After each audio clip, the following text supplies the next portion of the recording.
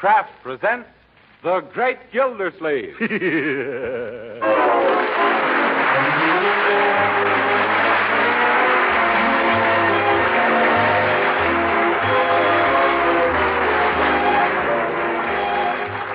Each week at this time, Kraft presents from Hollywood, California, Harold Peary as The Great Gildersleeve, written by Leonard L. Levinson.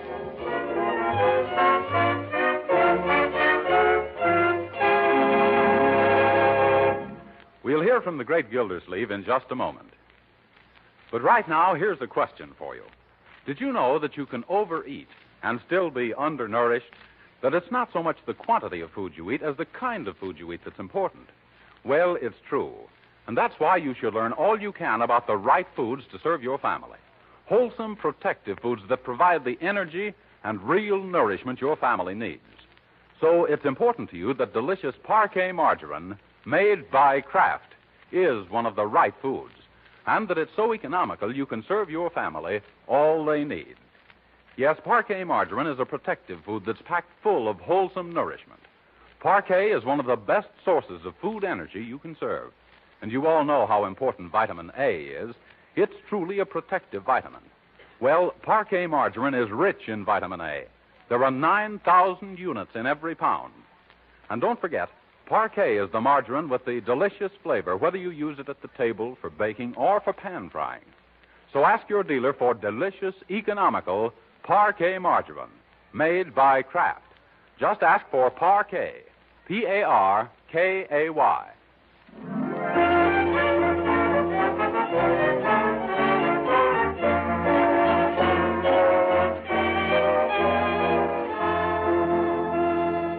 And now let's visit our friend, the Great Gildersleeve.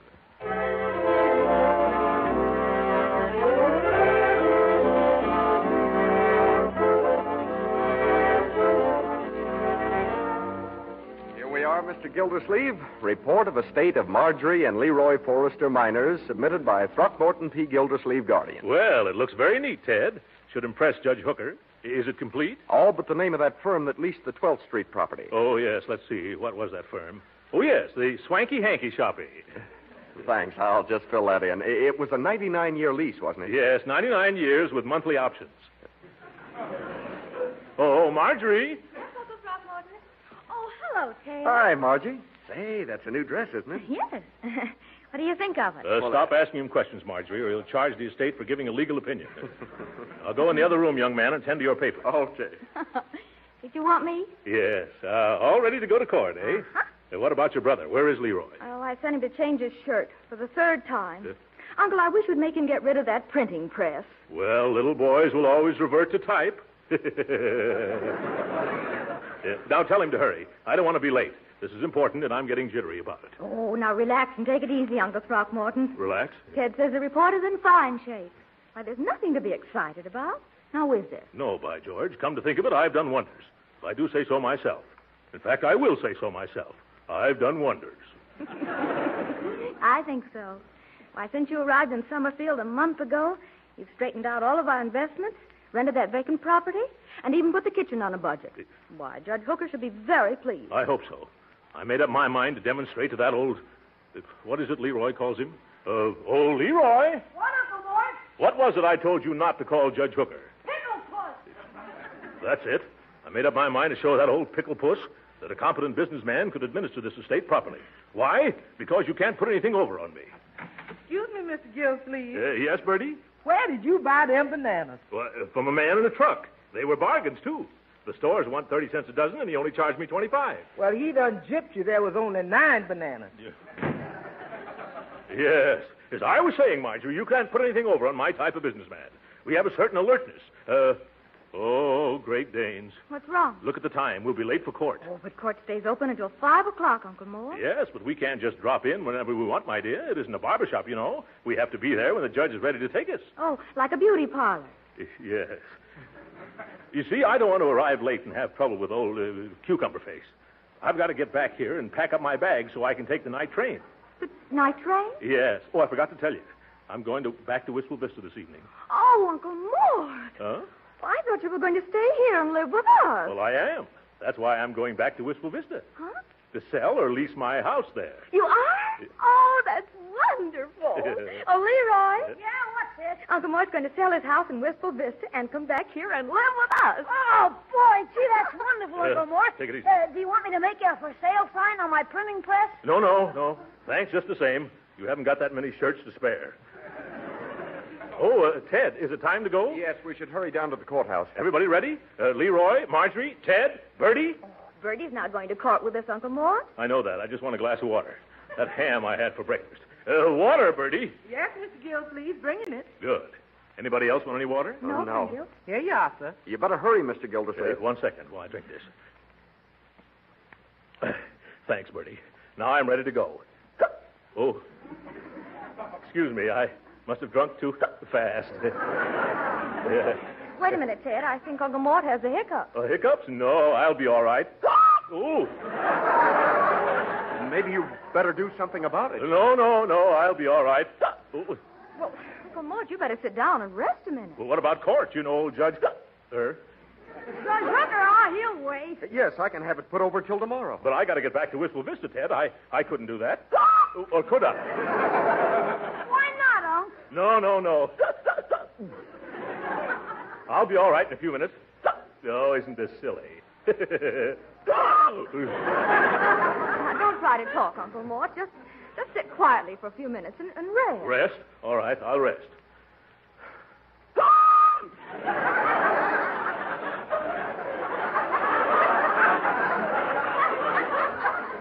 Maybe it'd help if you unbuttoned your vest, Unc. Unbutton my vest? I'll try it. Yes, that seems a little better. Oh! Spoke too soon. Better button it up again. Yeah. Say, I know a sure cure for hiccups. It never fails. It doesn't? Well, what is it? Drink a glass of water. Oh, but Marjorie, my dear, don't you remember? That's how I got him, drinking water. No, but you didn't drink slowly. Slow. You've got to take 9 swallows of water and not breathe in between. Not breathe. What am I, a fish? Now, Uncle Mort has cured thousands. Sure, you know, a hair from the dog that bit you. Ted, this is hiccups, not hydrophobia. Well, I'll get a glass of water. You better get a pitcher in case one glassful won't do it. What are you trying to do? Drown him?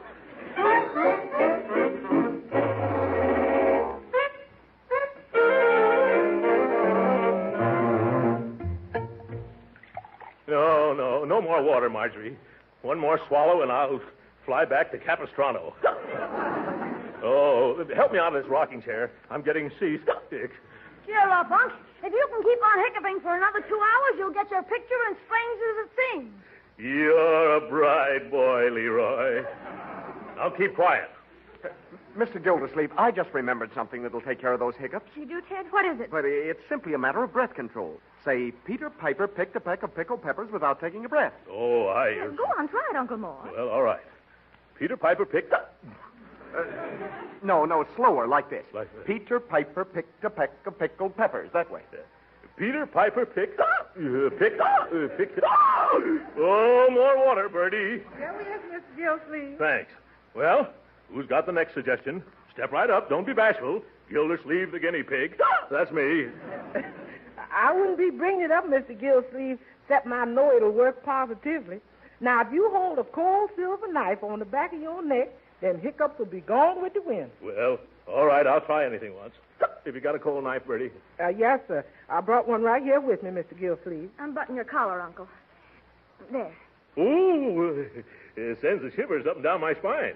Where'd you get that knife, Bertie? I had it in the refrigerator. You never can tell when a nice cold knife comes in handy. Hey, Uncle Mort. Uncle Mort, I was outside talking to my pal, Piggy Banks, and when he had the hiccups, Say, what's that knife doing in your back? Did they operate on you? Well, no, Leroy. Bertie suggested cold silver against the back of my neck. Oh, that won't work. It will, too, you Leroy. I've been watching your uncle since he tried it, and he ain't hicked once. By George, come to think of it, I haven't hicked. This is wonderful, Bertie. Thanks very much. Remind me to give you $1. Ted, let's get started for the courthouse. But, Uncle Mort, a cold knife against the back of the neck cures nosebleeds, not hiccups. Why, that's right. Oh, I thought so, too. You mean to say it's not good for hiccups? Oh, jumping jelly beans. Oh, they've come back again. Forget about that $1, Bertie. Say, Uncle Mort, I know a sure cure. It can't miss. No, Leroy. It's my turn this time. I've just remembered a remedy. But that isn't fair. I spoke up first. Say, whose hiccups are these, yours or mine? Okay, go ahead. They're your hiccups. What's your remedy, Uncle Mort? Well, I'll take a cold shower. The shock should stop me. It sounds logical. Well, it won't hurt at any rate. We got to do something so I won't keep speaking out of turn in court. I'll get the car out of the garage. I bet that shower doesn't work, Marge. Now, my idea is to scare Uncle Mort. What for? Well, that's an absolute positive cure for hiccups. How do you know? It cured Piggy Banks when he had something terrible. How'd he get them? Drinking a whole bottle of pop at one gulp. Honest, his family tried everything. Then his kid brother put a string of firecrackers in his pocket and lit the fuse. That did the trick all right, all right. But didn't those firecrackers burn a big hole in his coat pocket? No, Piggy wasn't wearing a coat. Gee, if I could only think of something super to pull on Uncle Mort, I bet I'd scare the hiccups right out of him. Now, you wait a minute, Leroy. Don't you do anything drastic. Oh, me? When did I ever do anything? Say, how's about it if I put ketchup on my head and stagger into his room and fall down on the floor? Leroy Forrester, now don't you dare. Well, all right. Let's see. What else would frighten those darn old hiccups? Ooh. Oh, it's freezing in the shower. Bertie must be using the hot water in the kitchen.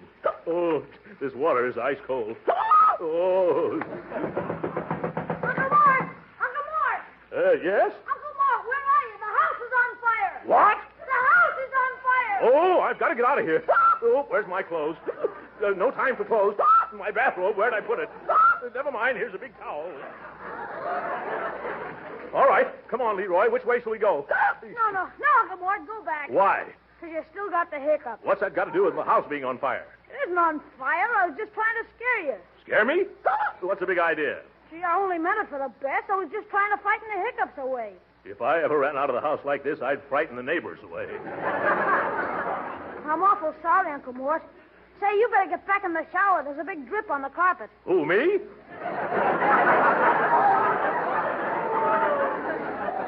You clear out of here now. As soon as I get dry, we're going down to the court. Hiccups or no hiccups?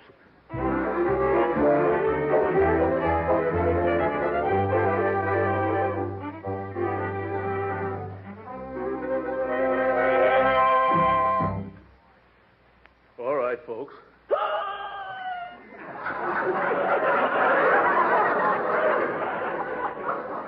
I'm ready to go now.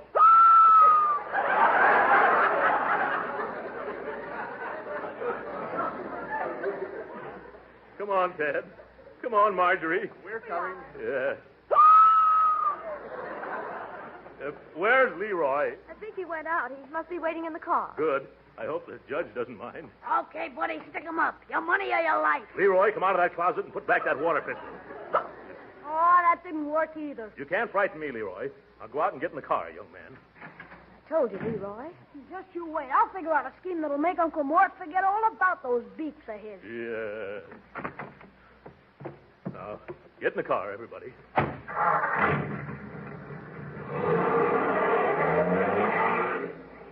Lovely day, isn't it? Too bad I can't appreciate it. Maybe being in the fresh air like this, my hiccups will... Oh, no, they won't. Oh, the car is doing it, too. Boy, every time you hiccup, TP, your foot goes down on the gas. You think so? Yes. You want to stop and let me drive? No, we haven't got time.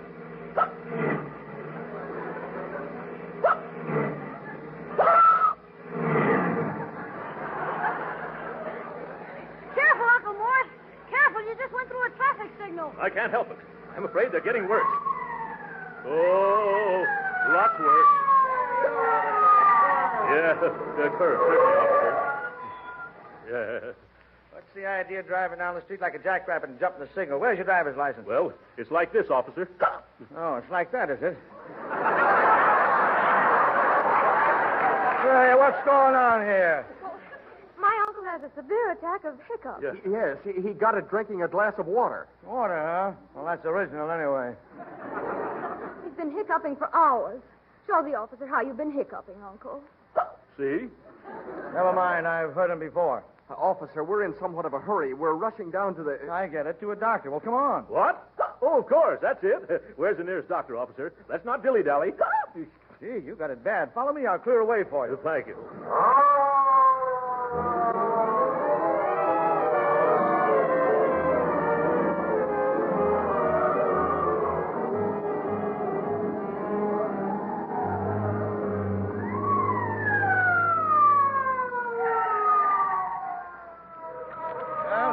Medical Center building. Oh, I don't know how to thank you, officer. Yes. That's all right. Same thing happened to my sister's kid 2 months ago. You know how we cured her? Made her eat a quart of ice cream fast. Oh, yes. Well, I'll put that down on my list. Hurry, Uncle Mort. Shall we go with you? No, you 2 children stay here with Ted. Oh. Going up? Yes. Is there a doctor in the building who specializes in hiccups? I mean, a cure for hiccups? Oh, you might try Dr. Simard on 7th. Get in, please. Yeah.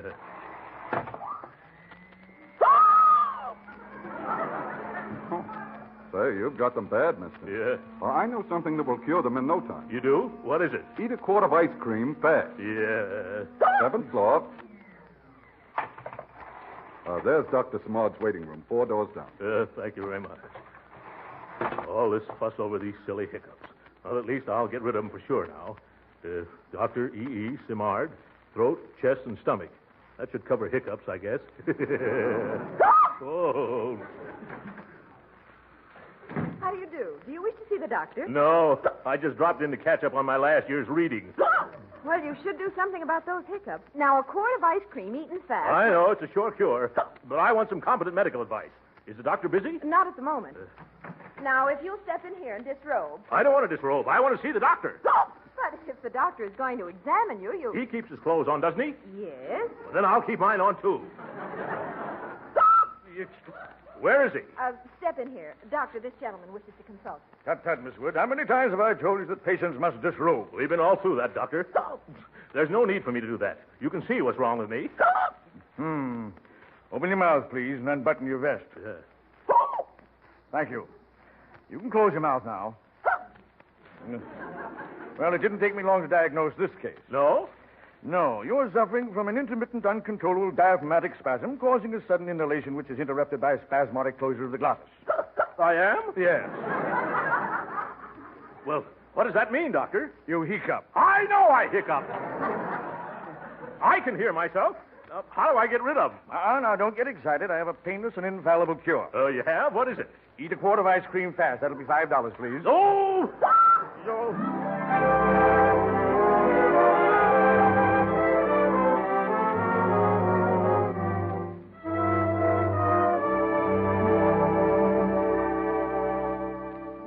The judge's chambers are down at the end of the hall, T.P. Oh, jumping jeeps. Look at the clock. This is of a time to show up.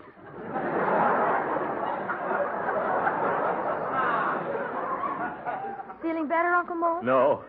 I've eaten so much ice cream, I sound like a good humor man.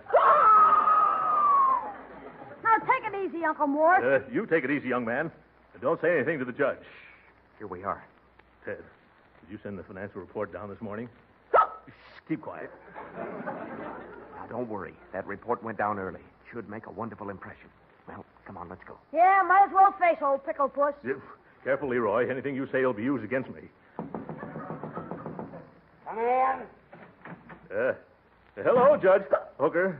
At last. I was ready to go home.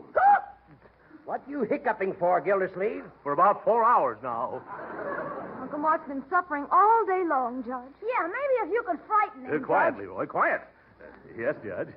I'd have been here sooner except for that. Well, I'm glad you sent down your report, Mr. Gildersleeve. Gave me time to study it.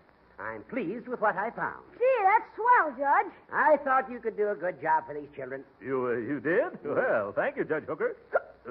In that case, we can leave. Come on, Leroy. Come on, Marjorie. Come on, Ted. What's your rush, Gildersleeve? Take it easy. Oh. You're nothing but a bundle of nerves. Yes.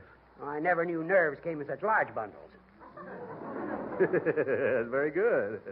I wonder if it'd be all right if I was absent from my duties for a while, Judge. I have some business to wind up in Wistful Vista. Sure. Go right ahead. Take all the time you want. Oh? Only be back next week. Oh. Yes, I see. Well, thanks, Judge. Excuse it, please. Oh, poor Uncle Mort. You can't travel in that condition. I bet Mr. Fowler at the drugstore would have something to relieve you. Let us two go see him, Marge. And if he can't help, I know a couple of other guys that can. All right. If you'll excuse us, we'll run along. Certainly. Goodbye, then. Goodbye. You drive Uncle Mort home. Oh, sure. Hey, Leroy. Well, Ted, let's get started. Oh, I can't stop that. Hey, those hiccups must be annoying. They are, indeed they are. By the way, I know a sure cure for hiccups. What, you too? Oh, this one never fails. All you need is a brown paper bag. A brown paper bag. Well, that takes the prize. Shall I go out and get one, Judge? No, here's the bag. Wait a minute. Wait till I dump the apples out. Apples? I teach a class at law school, and the boys always bring me apples. Now, let's try this remedy. Oh, no, don't bother, Judge. I think they're stopping now. Now, let's make sure. All you have to do is to breathe in and out of this bag. Understand? I understand what to do, but I don't understand why. Well, you will. Just put your face in the bag. Fine. You look better already. Now go ahead and breathe. Oh. The principle is this. Normally, you exhale carbon dioxide and inhale oxygen. I see. But this way, you inhale the carbon dioxide you've already exhaled. I see. Is that clear? No. Well, if you stop inhaling oxygen, you'll stop hiccuping. It's really very simple. So are you. You ought to be all right by now. How you feeling? Worse. Oh, my, and I almost had him licked. Strange. It's never failed before. Let me see. There's a hole in the bag. Oh, take me home, Ted. I'm going right to bed. Oh, stop that.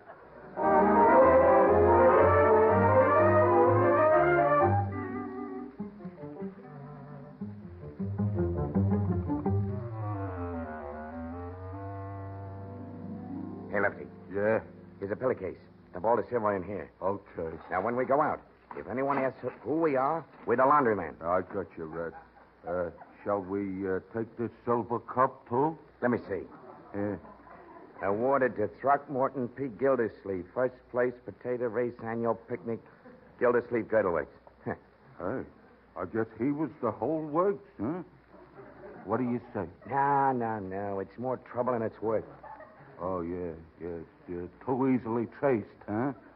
Hey, you sure there's no dough laying around? No. I looked every place, even behind the wallpaper. You think we should take any more clothes, Lefty? No. I'm wearing 3 of this guy's suits already, one on top of the other. I'd hate to have to run from some copper this way. Yeah, it's too bad we didn't snag any dough. Well, let's get going. Okay, you take it easy. Say, look. Get away from that window. Hey, there's a big fat guy coming up the walk. Quick, out the back way. Wait a minute. Is he alone? Yeah, let's get out of here. No, now wait. I bet he's got a fat bankroll in his pocket. Let's hide behind these curtains. But where? Make it snappy. But where? Darling, you and I know the reason. Okay, buddy, stick him up. No, Leroy. What do you mean, Leroy? Get him up. Oh, I see. You must be a friend of Leroy's. Yeah, he put you up to this, eh? What'll that boy think of next? I says for you to get them hands up and keep quiet, too. I'm sorry, mister, but it didn't work. I still got him. You see? Hey, Red. Oh, you brought a friend, eh? Hey, what's the matter with this guy? I thought you knew. I've got the hiccups. You see? Look. This is a gun in my hand. Yep. And I've got a good notion to let you have it. No, thanks. I wouldn't know what to do with it if you did. Hey, Red. Yeah. Should I give it to him? No, I don't want yours either. You're asking for it, mister. I am not. I don't want any guns. I'm afraid of guns. Though sometimes they're loaded. Shall I plug him, Red? Well, I don't think that'd cure me either, mister. Stand out of the way, Red. I'll show this smart aleck. Well, very realistic. Blanks, eh? You missed. He moved. I'll try again. Don't do that. You'll have every cop in town here. Oh, gangbusters. What are you going to do with a guy like that? I know. Lefty, you stick your gat in his ribs and I'll frisk him. Okay. Now hold still, will you? This time I can't miss. Now cut it out. Cut it out. Still. Sorry, I'm ticklish. You... Stop it! Here, give me that gun. No. You get away from there. Hurry up, Red. I can't. All right. Let's take his pants off. What? Yeah. That way we get his roll and he can't follow us either. Okay. Oh, no, you don't. By George, that's carrying things too far. Fine friends Leroy has taking my... Keep your hands off me, you villain. Grab him, Red. Oh, look out for those flowers. I warned you. Now you see what... Oh! That's right, Lefty. Throw him on the floor. Oh, you want to fight, eh? Well, all right. Oh, get off of me before I... Wait a minute, boys. Wait a minute. Stop. Oh, you give in, huh? Yes. You can quit now. My hiccups are all gone. More double talk. Grab his legs, Red. Get away from me, Red. Oh, I should have never done this. That's right, Lefty. Sit on him. What is this? Wearing my new blue serge suit. This is the last straw. I'm at the stand for you. Help me, Red. Get him off. Hold still while I hit him. No. Now, don't move. Now Now look what you've done. You've clunked your little partner. Hey, Lefty. Speak to me. Yeah, speak to him, Lefty. Hi, George. He's out cold. Give me that gun before you do any more damage. Oh, no, you don't. Ouch, my foot. Oh. The minute I saw those tight shoes, I knew you had corns. Hey, mister. Huh? Mister, please. What? Please don't point that gun at me. You're just nuts enough to shoot me. That's a very good idea. A couple of blanks might teach you not to go No, around. no. Huh? Uncle Mort, what's the big idea of leaving the front door open? Well, at last you're here, young man. Those two friends of yours are nothing but a couple of roughnecks. What friends? Who are these guys? Come, Leroy. Stop pretending. It's all right. My hiccups have disappeared. Come on, Uncle Mort. Oh! Look at this room. What? Who's that man? Sleeping on the floor. That's one of Leroy's friends, and he's not sleeping. Don't try to sneak out, Red. Gee, I Come back here, Red, and tell Leroy what you did to me. Well, Uncle, I never saw these men before in my life. And what's all our silverware doing in a pillowcase? Uncle Mort, these guys are burglars. They are? What? They weren't fooling? And to think that I... Oh, my. Now I've got the hiccups all over again. Oh.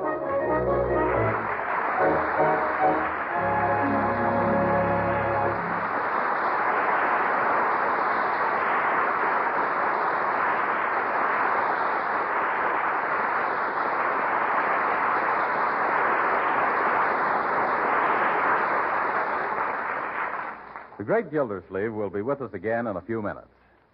But first, I want to say that being a mere man puts me at quite a disadvantage in talking to you housewives, especially you housewives who are really good cooks, because so many of you are probably already using delicious parquet margarine made by Kraft, and already know from your own experience that it's a grand-tasting, economical margarine that can be used in many ways. Yes, you know, for instance, that parquet margarine is really delicious for table use, and good for your family, too. You know that parquet makes cookies, cakes, and pie crust taste better because it's a genuine flavor shortening that adds its own delicate taste to all baked foods. You know that parquet margarine seasons hot vegetables to a queen's taste, makes pan-fried foods taste better, too, and it doesn't spatter or stick to the pan. And don't overlook the fact that parquet margarine is a highly nutritious energy food and a year-round source of vitamin A. Yes, you housewives who use parquet know how good it is. But some of you listeners probably haven't tried parquet margarine yet. Well, if you haven't, try it. Yes, ask your dealer for a pound or two of parquet margarine tomorrow. Just say parquet, P-A-R-K-A-Y. It's made by Kraft.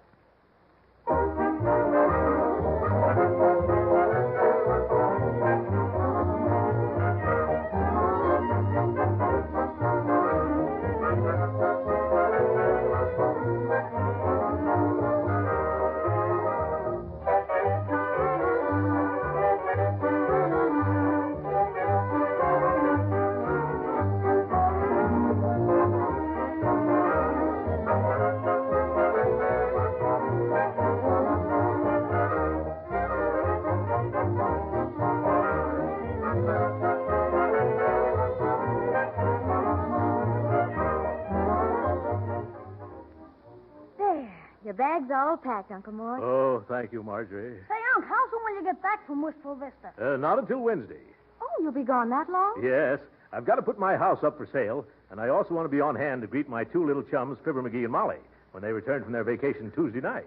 Say, maybe Fibber McGee would buy your house. No. From my past experience with Fibber McGee, he wouldn't buy the place, he'd just borrow it. Good night.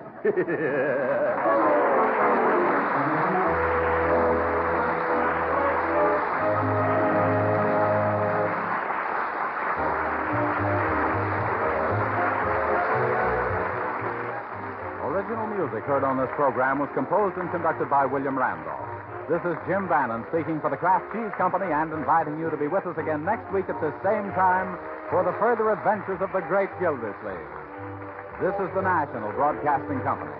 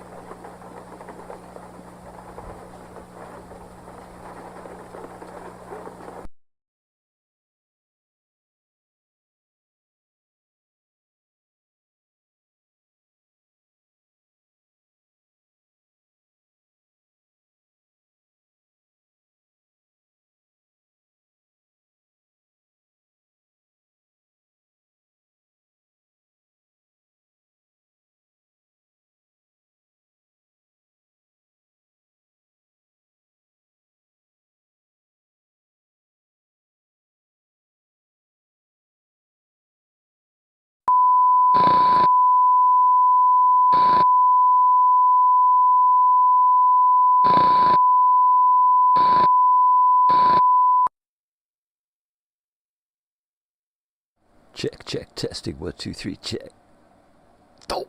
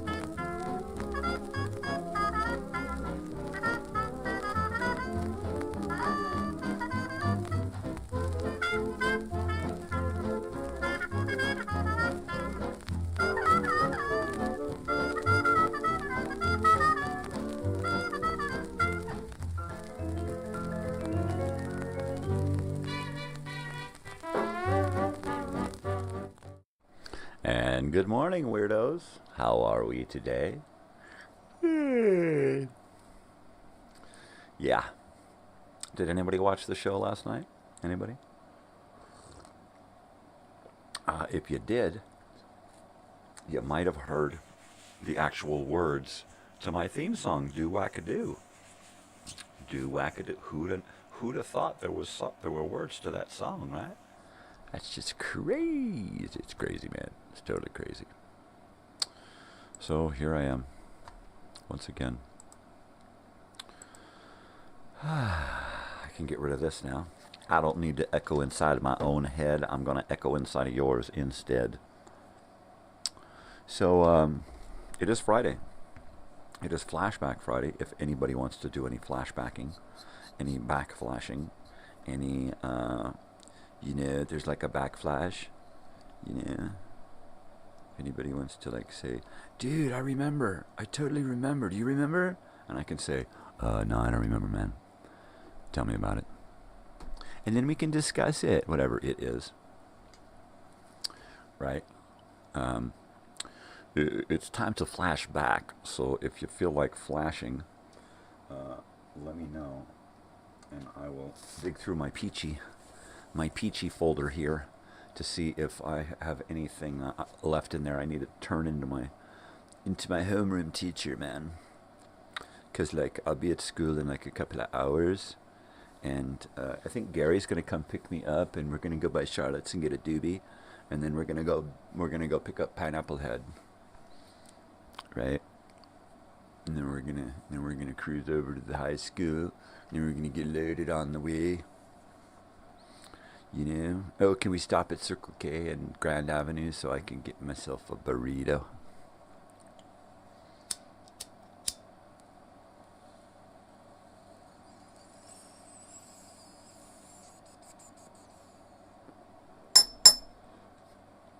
So I posted this thing on Facebook a couple of years ago. If I had a dream, it would be to have this huge reunion party, right? Well, the dream is actually going to come true next year. So I posted that memory, and people are like, yeah. So I'm real excited about that. I happened to mention that I'll be going to Elsinore in July, and quite possibly hook up with some people down there.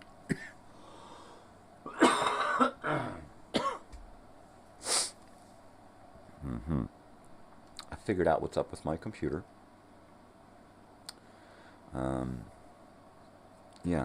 My memory is full on my old computer. The editing program is harboring a bunch of data, so I'm kind of frozen over here on moving forward until I upgrade my editing program to allow me to save stuff up to the cloud. I can shove everything up to the cloud from the editing program, reset the program, which should give me back all of my memory. And it'll put everything up into the cloud, so it'll be accessed on this computer over here easier. You know, I can work on it over here, cloud it, go over here, retrieve it, work on it over here. You know, like that. It's totally cool. Totally cool. Whoa. Whoa. Whoa.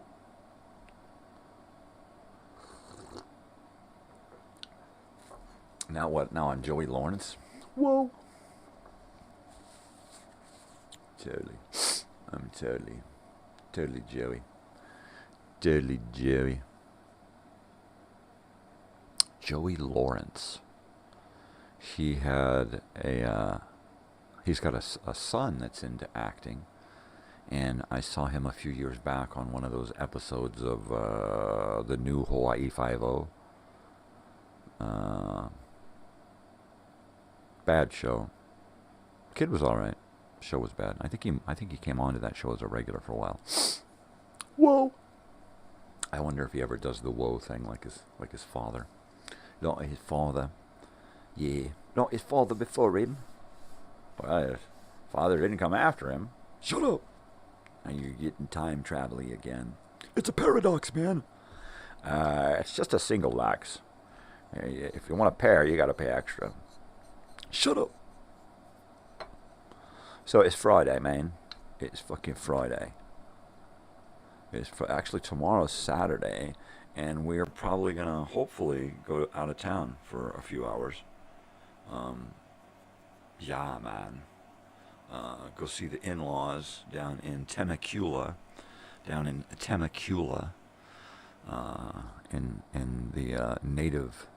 the native Pachanga language. I believe the word Temecula means the clouds that rest in the valley. A little knowledge for you to partake in there, buddies. All right. So, anyways, Holmes, like I was saying, man. Hey, man, what are you saying? I wasn't saying nothing, man. Shut up. I was trying to talk. Orale, good morning, S.A. How's it going, Holmes? How'd you doing, man? What did you do yesterday, Holmes? Did you go cruising the boulevard with your amigos? Orale. Totally, dude. Totally. It's like totally awesome, dude. Totally, you know. It's the end of the week, so I'm a little loopy from the lack of sleep. Although, it hasn't been too bad lately.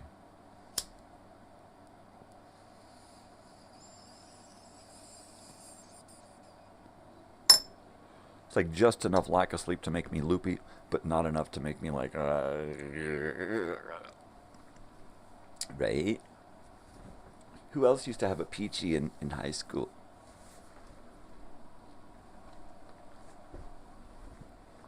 They weren't practical in grade school. What? No, really? I thought they were only for high school kids, the peachy folders. Oh, look, he's got a peachy. Must be in high school. So, my book, Above Los Angeles. It is a picture book. It is a book of photographs, aerial photographs of Los Angeles. Nostalgic and contemporary aerial photographs. And let me switch cameras here. It's got great photographs like this one.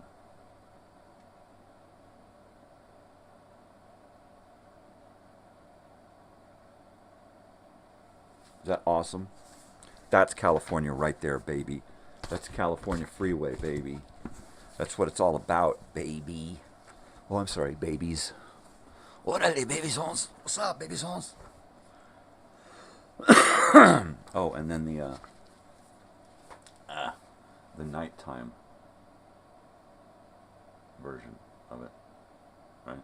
It's just looks better in person. Orale. Yeah, I'll have to set up a USB camera to do that kind of stuff. Well, if I get some time this weekend, If not, it'll definitely be a keeper for next season. You know, that whole looking at stuff together. I could scan them or take photographs of them and then just bring them up on the screen, but that's a little time consuming and impersonal. So, pardon me. Pardon me. Yeah. Can you dig it, baby? Can you dig it? Can you? Baby, can you dig your man? Can you? I said, can you? Oh, look, somebody else is showing up. I'm going to wave at them. Hi. Hi. Hi. Hello. Hi, other person. How are you? Yeah. Last night's show was fun. It started right at 5 o'clock. Boom. You know, and then right on my phone, it was like, just like this morning. Boom. Started right at 5. And then last night it ended, boom, right at 6. Well, a little after 6. I had that last song always go long. But it was a lot of fun. And I got to play a whole lot of music that I hadn't played mainly because I'm keeping track of my shows now at the nighttime. And I write down everything. And then when I'm programming the show for the night, which is me just looking through the list and writing down songs I want to play in their order, and I can look through my list of previous shows to see what I've played that week. Monday's easy. I just play whatever the hell I want. Tuesday, a little more limited, right? By Friday, I was like, I must have played every song this week. Needless to say, I've got to get online and dig up some more music. Unfortunately, I got no memory to do that. So I could do it over here, but then I'd have to plug something in, put it on this, and then plug it in over here and dump it over here. And then I really got no memory to transfer, so I'd have to do it one song at a time, literally. I get like 2.5 gigabytes left of memory. And that's just hideous. And my editing program has chewed up like 46 gigabytes of information, holding on to stuff I don't want. So it should be a challenge the next few days to try to figure out how to get all this worked out. Basically, I just got to upgrade that program. Fundage, bro. It's just all about the fundages. Another monthly payment, basically. Actually, no. I'm just taking the $395 and I'm upgrading it, basically. So still remains one payment. It's just an upgraded payment. Probably twice. I think it's like a $3 more increase. So it's not so bad. It's not so bad, man. And when you look at it that way, I probably won't even be getting an extra bill or an extra payment. It'll just be added on to the next payment, right? Your next payment will be this instead of this. Oh, okay. Totally. I get it, man. Man. Anybody watch any good movies lately? Anybody? I'm looking for a particular movie. It's a 1970... I want to say 77 or 78. It might even be 80, right? It might even fucking be 80, man. So it's about a detective, and let me see if I can type it in here.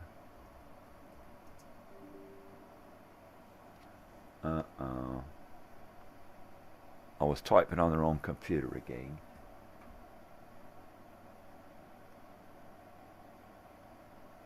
I'll hide it when that happens. Alright, this is a computer in front of me. Type on this one.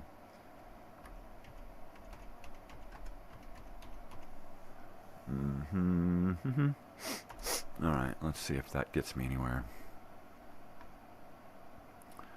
Wow.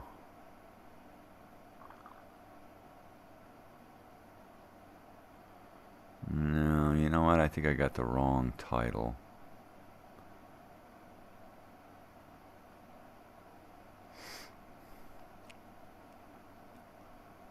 Maybe I just have the wrong fucking title, man.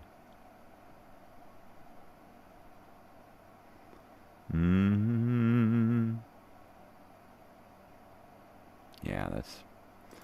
I'm gonna have to go somewhere else and research the damn thing. That sucks. Thought I had the title in my head correctly, but it wasn't. Anyway, it's an aged detective, played by Frank Sinatra. His wife is dying in the hospital. I believe she's played by Faye Dunaway. The aged police detective is in the throes of trying to solve a crime of somebody who is, as he later determines, is using a ice pick for climbing, a climbing ice pick axe with a really angled point on one end with a jagged edge, right? And it's pretty much him pursuing this bad guy while dealing with the trauma of his wife at the same time as dealing with being old and kind of on the way out. And yeah, it's a really, really heavy, really dark, mysterious movie. It's one of those movies that I watched when I was ditching junior high the last 6 weeks of 7th grade. And I would sit at my brother's friend's house, Punker Paul, and I would sit over there all day long during school hours if his parents were gone. And I would just hang out in his living room. He'd be off doing his stuff in his room or whatever, and I'd be in his living room on his floor sitting there watching HBO. And that's one of those movies that I saw. And I would just sit there and watch movies because I didn't have access to television at home. So this was much better than going to school. This was way better than going to school and getting harassed and bullied and harangued and beat up and you know, just treated like garbage. So I could go over to Punker Paul's house and be treated like, you know, like his friend's kid brother. I mean, I was just, you know, his friend's kid brother, and nothing else, nothing more. He was a punker, so he accepted me readily like that, no matter how I was or what I looked like. And I didn't get that from school. So, and I didn't get that from many people. I didn't get that from home. I mean, I got looked at home. I got looked at like I was some kind of freak. So it was really neat, you know, to be able to go over there and just not have to worry, not have to have emotion, you know, not have to fear interacting with humans. It was heavy stuff, man. Heavy stuff. You know, at some point in the future, all of this stuff that I record, this live stuff, will be able to be fed into some computer that will retrieve keywords, if you want, and grab snippets of video pertaining to specific things. So every time I mention something like ditching school in the 7th grade, a computer algorithm can grab onto that and go back and look through all of the videos and grab all of the times when I talk about that and say, okay, here's where he said it. Here's the amount of video that he was talking during this. You know, and he brought it up again twice later on in that same video. And then it just compiles all of the video, and then it shows me all of the video of when I was talking about yada, yada, yada, right? Once again, hopefully all of this will be put to good use at some point, especially for my daughter. It's, you know, whether she just sits and pushes play and hangs out with Dad in 20 years, you know, or whether she uses it to poke around inside my head after I'm gone, create some kind of documentary about this weird guy. I don't know. You know, I mean, I'm just kind of doing this for posterity's sake at this point, figuring that, like much of the stuff that I've done throughout my life, it just kind of puts on hold and then later on takes a life of its own and then evolves into what it's eventually supposed to be. I think the same thing with this channel and all these videos. It's eventually going to serve some sort of purpose. With some people, that may happen right away. It's like, you know, I'm totally getting it, man. I know what you're talking about. I get it. I understand, you know. But then again, some people may just look at it as some goof, doing some goofy thing. And then it may be a long time before people actually get a hold of it and figure out what the hell to do with it. My God, he's got 3 years of this shit. The guy's crazy. So I don't know. I enjoy the morning stuff like you wouldn't believe, right? The ability to just get out here every morning and unload my head. Because normally I have this inner monologue constantly rattling away all the time, every day, all day long, all night, while I'm sleeping, while I'm awake, on the toilet, in the shower, everything I'm doing at work, at play. There's this inner monologue that just won't shut the fuck up, right? And I finally got him to shut up. I flipped the switch, turned that inner monologue out, and now I get it all out in 3 hours in the morning, and I don't have that shit rattling around in my head all day long. I write shit down that I want to discuss if I know I'm not going to remember it and I think it's important. Most of the time I just turn the camera on, turn on the mic, and just start But it's such a therapeutic thing, that even if I weren't to put this onto YouTube any longer, I think I would still continue to do a video log, some kind of video diary, and just sit here and do the exact same thing.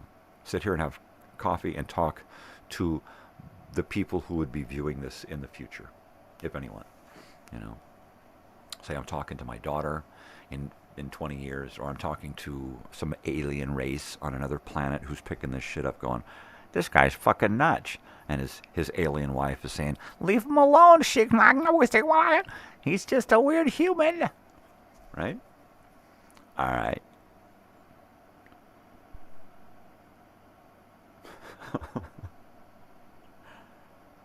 Oh, man.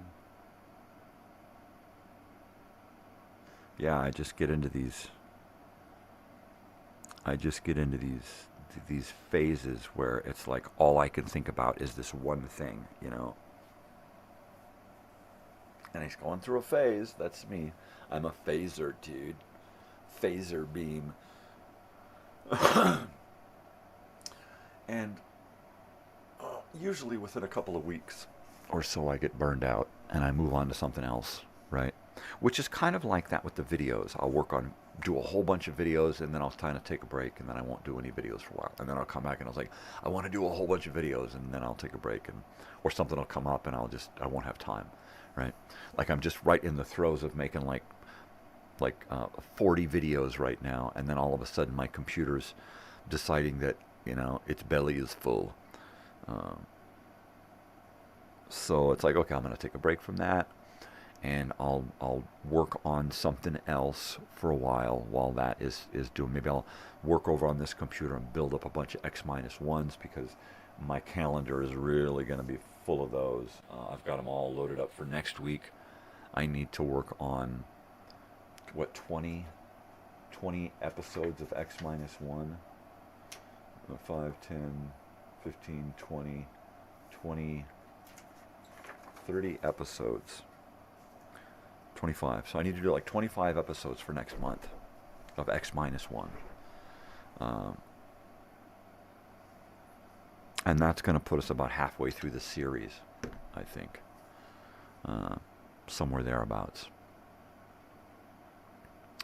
And then we'll have X-1 all through August and into September, and then I'll start Dimension X, and then I'll start some other science fiction fantasy program after that, so that every morning at 8 a.m. some kind of weird show from, sci-fi show will be loading up. And then at noon, some other show, whatever, depending on the day of the week.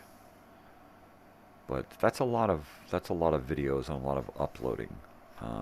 So at some point, really, I'm gonna have to manage my computer memory better, which means getting another external hard drive, an even bigger one, and then taking all of the videos that I finish and having them on one hard drive, just videos that are finished and uploaded. And then I can delete them from all the other places, knowing that they're all here, and all I have to do is plug that hard drive into the fast computer, plug in the DVD burner, and just go to town. You know, how many can I fit on one? Burn. And just sit there and just burn disc after disc. You know, let me make 4 of those. You know, let me make 4 of each compilation of episodes, right? So that you can stick it in the DVD player, hit play, and boom, you're traveling through the stars with X-1, and try to put the whole series on DVD. And then that way, if I've got extra copies made, I can, print out graphics inside the clamshell cases, the works, you know. And then I've got gifts for people, you know. Who wants a complete set of X-1 on DVD? Straight from the show, right? That would be awesome.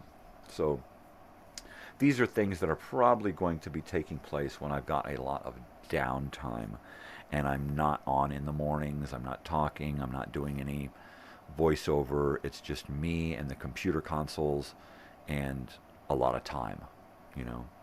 And I can just sit here and do research, compile data, edit, organize, you know, and try to get shit up and ready so that when I come back in earnest in the mornings and on the channel, I can have a greater presence of, you know, I can be here more. Time to warm it up. Time to warm it up. Don't nobody go nowhere, man. Oh, yeah. Oh, yeah.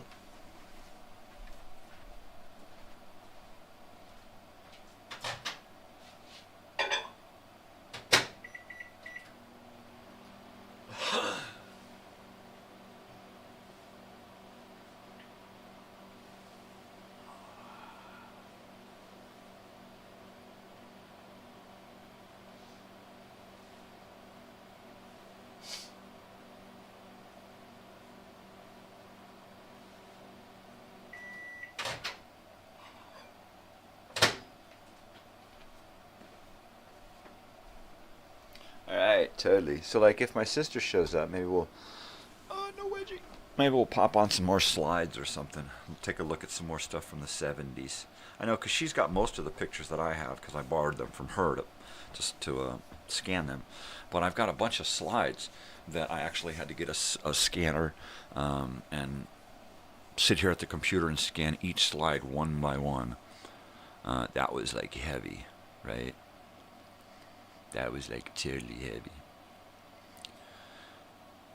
That's the whole, you know, technical end of this stuff, is taking all of the original saved stuff, videotapes and photographs and stuff and audio, and digitizing it and getting it uploaded. I have the means to do a lot of the video, big videotapes, and digitize those, but then it goes back to time, and then it goes back to setting up everything, running all of the tests, getting everything, and then trying to get those tapes to play and stay on the screen, because they like to flicker and go out because the signals are different and the tapes are old, and sometimes there's missing information on the tapes because the magnetic stuff is flaked away. And I really should get them baked. I really should get these old videotapes baked by a professional, and put everything, you know, re-solidify all of the magnetic stuff on there.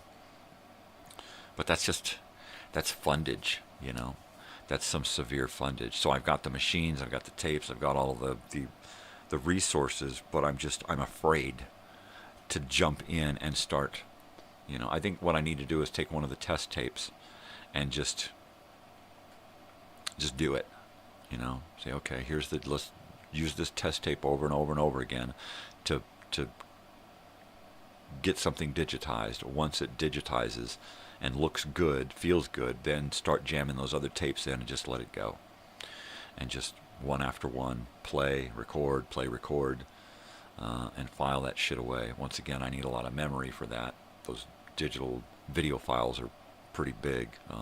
One of my Grateful Dead videos ran upwards of 20 gigabytes, right? Mainly because I throw a lot of visual stuff into it, as well as the music and the graphics and the text and all that crap. So it could take some heavy shoehorning to get some of these videos to save. The last video that I did, it didn't want to save. I had to move a bunch of stuff around and save it, and then once I finally saved it and moved it over, I had no more memory left. It was like my computer just said, and no matter what I did, and no matter where I went, I thought that I was pulling stuff off of my computer and putting it into the hard drive, but it was never on my computer. I'd grab it, throw it into my external hard drive, and then it would take it from the cloud and put it on the computer, and then throw it down, which means it was never even on my computer. That's what led me to find all of this hidden data in my editing program. And I'm just like, man. So I'm bogged down. I'm kind of in a rut right now. What I need is a big CPU, a big, desktop block computer to set down here on a shelf, and I have a monitor and its own mouse and keyboard, and have everything tied into that, because that would be the hub, right? And then that would free up these laptops. That would give me the ability to go live and load up graphics and key up graphics over the photo, over the picture, so I would have something hanging in front of me, Hey, look at this. It would give me the ability to do so much more, record my programs rather than have to download them off of YouTube to record them. So that'll really mean something for the live stuff. Being able to record the live here as well as on YouTube. So yeah. It's just a matter of time. And gumption. I mean, I got my gumption is waning, right? It's like I'm just kind of fading off. And it's because I'm going into this period of, I just did a whole bunch of videos, and now I'm dealing with the computer issues again, which happens, it's either a live computer issue or something else. Cameras, mixers, whatever. So, I think once I get over this hump and get back to making videos next week, I should be able to knock out all of the X-1s and the other radio shows for the month, and then every week just be uploading movies and TV shows, so that I've got at least 4 premieres a day. And that's what I'm shooting for. I'm shooting for 2 live shows and 4 premieres a day. And then once I come back from my hiatus, so that way there's something going on my channel while I'm gone, right? I'll have the night show and the 4 premieres, and then I'll probably add another premiere in the morning because I won't be here. So, but once I come back, I want to once again double down and start creating more original content. Have it set up so that I can load up the entire month of programming, normal 4 premiere a day programming, and then spend time doing my original content. Not just the live stuff, but creating some more videos. I need to really compile a whole bunch of data on Wounded Knee, videos and photographs and information. I've got like 4, 5, 6 books on Wounded Knee. I need to sit and do the research, compile the data, write the copy, and then put a video together around the copy, or vice versa. But I need to get that done so that when I come back, I can use my new voice and give the video some narration. And because it's going to be the Wounded Knee story through the eyes of my father, right? Actually, through my eyes, watching my father's experience and our experience there during the whole Wounded Knee thing in '73. So I really have to, you know, in order to make it a worthy documentary, a worthy addition to this docuseries, I've got to really do my research. And that's something that I can once again do. It's on my list of shit to do here, you know, Wounded Knee, weird stuff. Yeah, little snippets of things that I need to take care of. But I should have enough time ample time to deal with that shit during my hiatus. Hey, can you call it a low hiatus? Shut up. So yeah, I'm totally digging it. Pork chops and applesauce.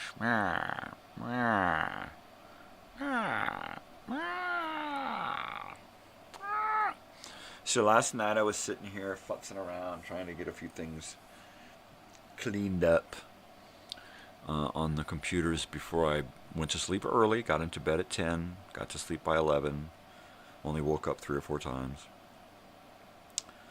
But I was sitting here watching a couple of episodes of Land of the Lost.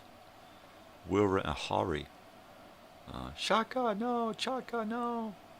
Wilra Ahari. One of my favorite shows. I watched the shit out of that in the 70s and 80s. It was always on Saturday mornings, Sunday mornings. The 70s and 80s were like the Sid and Marty Krofft era. There was always something on. And then it went into reruns and syndication, and it was just a trip. You know, it was a mind bender. It was like acid for kids.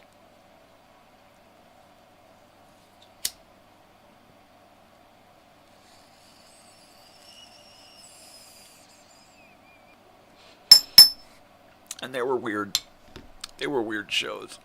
But the neat thing about the Sigmund and the Sea Monsters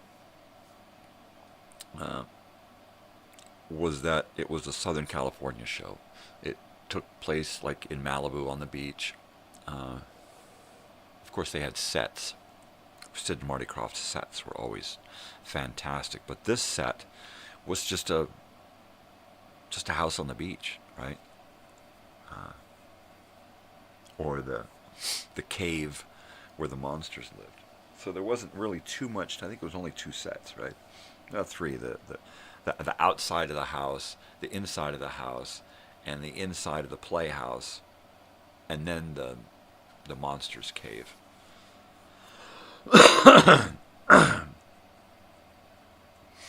was a great show. That was a great show.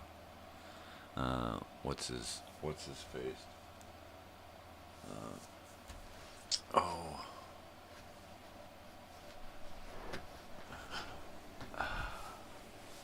Johnny Whitaker, right? So Johnny Whitaker was a big thing back in the 70s. He was like the kid idol, and there's an 8-track of Johnny Whitaker.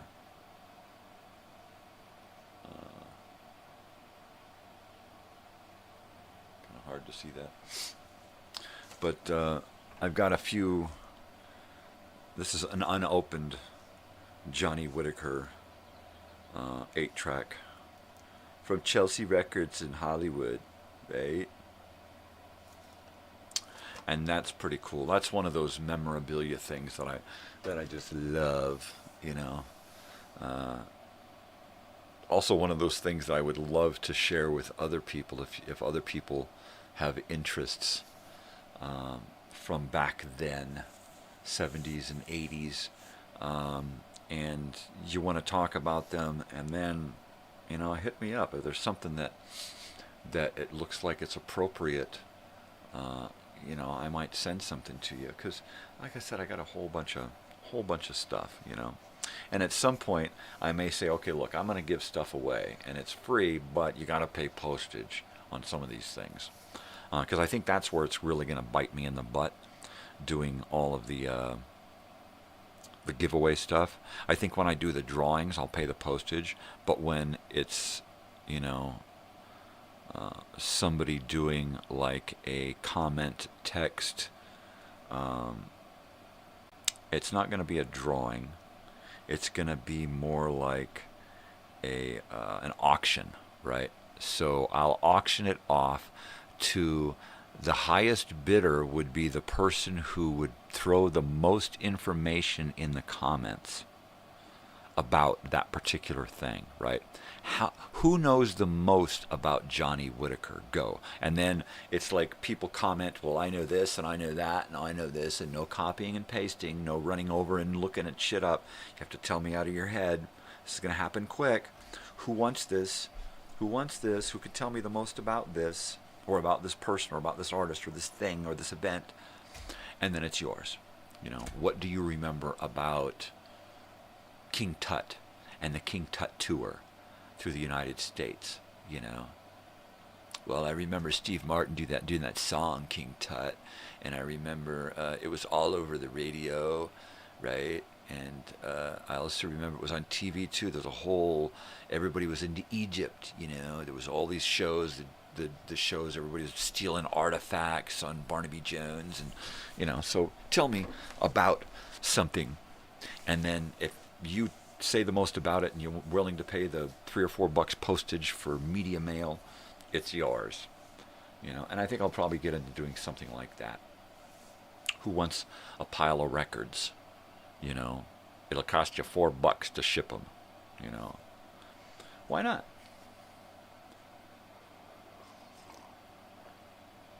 I mean, I gathered most of this stuff with the knowledge and the idea of giving most of it away, or getting rid of most of it. The big things I'm going to be selling, you know, I'll be selling off big giant old 1982 video cameras with a video recorder and new tapes and old batteries and cables and all of this stuff and all the peripherals that go with it, so that when you buy this package, you get a whole home portable studio from 1982, right? That would be cool. So, or you get a whole stereo system from 1980 something or 70 something, right? You get the stereo with the cover and the exact speakers that go with the stereo, and everything works, and you get some 8-tracks, you get some cassettes, you get some LPs and 45s, you know, and that's the gift package, right? And you'll win, but you have to pay. You know, it's like you got to pay the gift tax on it. You know, when you win on The Price is Right. Well, the only thing you'll have to pay is the postage. If you want this big stereo that works, look, here's a video of me playing it. Right? It works. Do you want it? You want it. Do you want it? You want it? Do you want it? If so, you know, here's how much it's going to cost to ship. There you go. So, also, I'm looking into taking a lot of these items and refurbishing them and figuring out how to get them into an Airbnb, right? And put a bunch of these vintage items into a home, and then get it re-certified, you know, through the vacation rental places, and re-photographed and all that crap, you know, and get it done right. And get it so that everybody wants to stay there, right? So that's one of those projects I'll be working on. Since things are slow, so I'll spend some time creating each room. It's like, okay, we're going to go over and we're going to dress up the garage like this room today. And then we're going to leave it set up like that until we get it completed. And then we'll pack it all into a corner as this room, and then we'll set up another room and get it all ready, you know, And then, if like the master, we're not going to set up the whole master bedroom in the garage. But what we can do is say, okay, this wall over here, we want to look like this. Let's put these 2 chairs, this table, a chessboard, this light hanging down, these pictures on the wall. That's this wall over here in the room. Okay, now let's do this wall. Here's where the TV goes. Let's get rid of that TV. Let's put this TV in the corner with the entertainment center, and let's do this instead, right? And try to get rid of the modern televisions, and if not, at least hide them, right? So that they're not the first thing you see when you walk into a room, right? Because that just totally takes the effect away. But if it's hidden somewhere, so that you pull something away, pull something up, whatever, slide something over, and there's the TV, bury the TV inside of an old entertainment center, and then at least it's hidden away. So something. But I think it's going to be the bee's knees if I can get, first of all, get off my own ass and get it started, and second of all, just send a bunch of photographs of the rehearsed rooms in the garage and say, okay, look, here's my ideas. Here's the room from this angle. Here's the room from this angle. This is what it's going to look like. Here's this room. This is what it's going to look like. And then just do it. Just say, okay, well, let's just do it. We got nothing to lose. We're losing money now. You don't want to rent the houses out monthly because that'd suck. You're not making enough money there. You're just making the payments. Let's do it. Let's try it. Let's give it a fucking whirl. I'm willing to do the legwork, go in there and do a bunch of painting and get the walls cleaned up, from all of the rearranging of wall art, right? And it's so Spartan and plain and sterile, I think adding just a bunch of shit to the walls would really help, especially when you first walk in. If you walk in and there's like a movie poster and a movie poster and a prop and a headshot with an autograph and this and then all the way through there, it's like, oh, that movie and this movie and that and this thing and that, this TV show, and then you just do some beaded curtain and into the living room and you're still in the past, and every room you go into is another trip into the past. Let's say you're 30 or 40 years old and you're staying in the teenage kids room. Well, then be a teenager again, If you're in the kids' room, right, the twins, the Junior and Joni or whatever, then you're going to want to sit in there on the floor and play Legos or Hot Wheels or a video game on the little tube TV, That's, that would be the whole purpose. So that while you're there, everything is a treat for the senses, That'd be awesome. Fucking awesome, man. That'd be the shit. So I'm ready to do that. I'm ready to make a change. I think I'll just get a couple of stereos up and running and get them over there and in the garage and ready to install. Get them ready to go and stacked up there, put a sheet over them. And it's like, okay, there's the kids' stereo. Here's the living room stereo. All right. Here's a boom box for the little kids' room. Here's a TV for each room. A tube TV. Here's a VCR for the living room and one for the adults' room. Right. And then later on, we'll try to get a VCR and a TV in every room. And just, here's some rock and roll posters from the 70s and 80s for the teenage room. Maybe some Sid and Marty Krofft posters for the kids, the little kids' room. I mean, just go all fucking out. All out. Because I'm all in. And if we could just make one house an overnight success just by redressing it into a time machine. You know, my goodness. My goodness. The smell, you have to walk in and you have to smell the 70s sandalwood and vanilla and stuff, you know. You gotta have eye candy everywhere. Every wall that you look at should be a work of art. It should be an art installation. The whole house should be an art installation where you want to take a picture of every single fucking room at every angle. You know, I stayed here. Like, oh my God, I was like, I stayed in the 80s, man. I mean, it should be, you show the pictures to your friends and they want to know where and how they can stay there. That kind of a thing. You leave a review that's just out of this world. Every review you get is just, you know, crazy. That's what I want. That's what I want. And then later on, once the whole house is done, then take it into the yard. Put a tiki bar, a lounge, a little redwood barrel hot tub. I mean, the works. Go into the garage. Turn the garage into the teenage hangout, right? Where you go out there and there's a full band set up. There's a little corner with a couple of couches and chairs set up for a circle where you can go out there and there's a place for people to sit out there and party and get high. You know, just have it so that the whole, no matter where you go in the house, you're in the past, right? And the house itself is even, it looks like it was built in the 80s, right? So it's really, you know, it's necessary.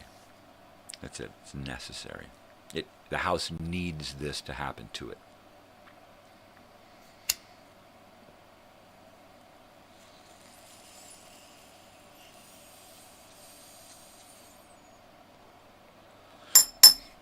I mean, I want to do, you put a Polaroid camera on a chain and you hang it there. And the idea is that you take a Polaroid in the room of you guys. You can take a stop with you, or you can take one of you guys and you can stick it up on the wall when you leave. And there's the wall, right? And it's just a big corkboard wall with freaking Polaroids all over it. Polaroids, pins, what do you call them? Postcards, the works. A little donation box for film, whatever, you know, and just give people the opportunity to time travel. Because given the opportunity, people will take that trip. If you give them the opportunity to do something or go into a different frame of mind, they'll take that trip. They may not always go there openly or open-mindedly, but they'll most often want to experience something different, you know. Especially if it's somebody on a vacation, you know. And if they want to come to a place that's sterile and, you know, boring, then this is what it is now, you know. But I think that's why we're not getting any hits, because it's just boring. Yeah. And I've always got great ideas. I can't always bring them to fruition, but I think I've always got some great ideas. Not always, but most of the time. And I can sense that this is one of them that needs to happen. I gotta warm this up again.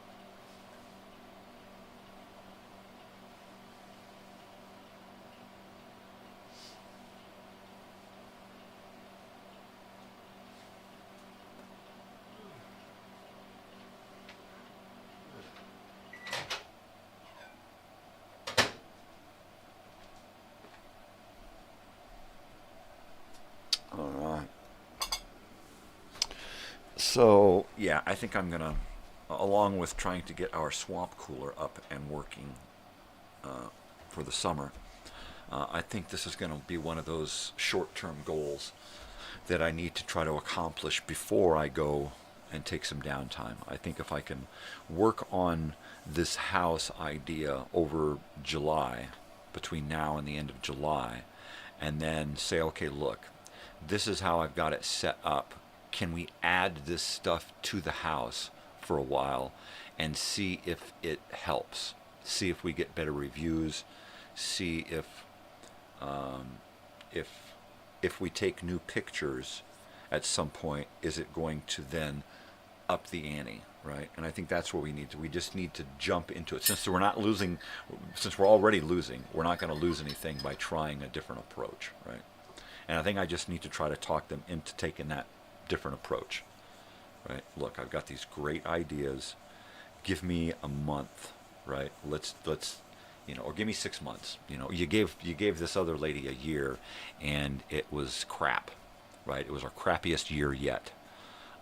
So give me 6 months, and if not, just go back to the crap then.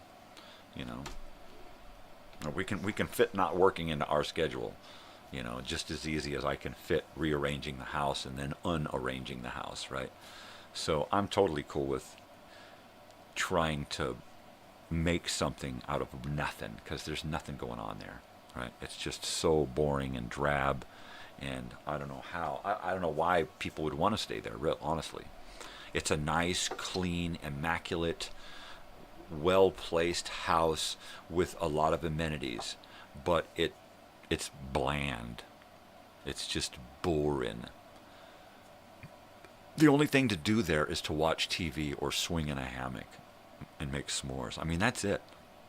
You can barbecue, you can sit outside. I mean, if you want to say, well, yeah, but it's a perfect place for people to get together and only think about being together, right? Because there's no distractions. Yeah, well, what if you got a couple of kids with you? What if you're just staying there for a couple of nights and you're not having a big party, you're not having a gathering, you're going to spend, hours in the evening hanging out at home because that's why you got the place. You could hang out in a home-like environment with your family. Well, give the fucking family something to do, Have a VHS library. Have a bunch of board games from the 80s, I mean, some video games. Let's get into, send the kids to the room with some Legos and Hot Wheels while the adults sit out here and watch a 1970s VHS, right? I mean, fucking come on. Or whatever. Play an old board game. Let's play a Chug-a-Lug, right? Remember that one? That was a good one. Let's liven things up. It's so fucking boring over there. I mean, I go over there to clean the place, and I just want to go to sleep. It really is boring. So boring that it's so easy to clean. Because there's nothing to clean. It's just boring. I'd rather have stuff to dust around than to not dust at all. I mean, we're never there. And lately it's gotten worse.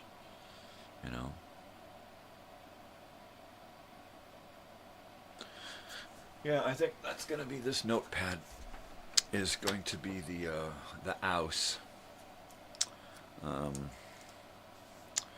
Yeah. Mountain View Redux. Mountain View Redo. All right. And I'm just going to start by each room. Start by each room and say, okay, what's the easiest room to finish right now? What can I get to add to a room to finish it, right? And I just take over everything that I have for that particular room, find out what I need to do to make that stuff perfect for that room. What else do I need to get for that room? If I do the teenager room, what do I need? Can I just redo one room? Let me redo one room and label it the teenager room, right? And then we'll let it go from there. If that's a hit, if you get some good responses on that one room, then let me do another room and then the whole house, right? I would prefer to just do the whole house at once. Dress each room in the garage, get it finished, set it aside, and just do it like props, like a prop department. Okay, here's this room.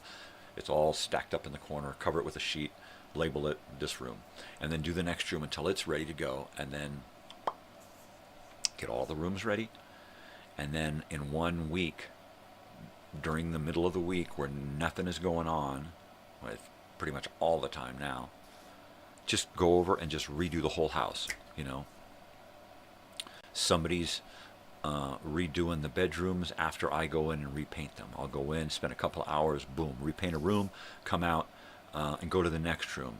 As somebody's unmasking that room and putting the curtains back up and stuff, now we're starting to redecorate. What do we want the teenagers' room to look like? What kind of paint on the walls? What kind of posters? We're going to need a black light. We're going to need a lava lamp. We're going to need a bean bag. We're going to need a stereo and big speakers. We're going to need this and that and the other. If we're not going to put a big stereo in there, then let's at least get a boom box, right? And put a boom box in there. And, you know, get the one room figured out.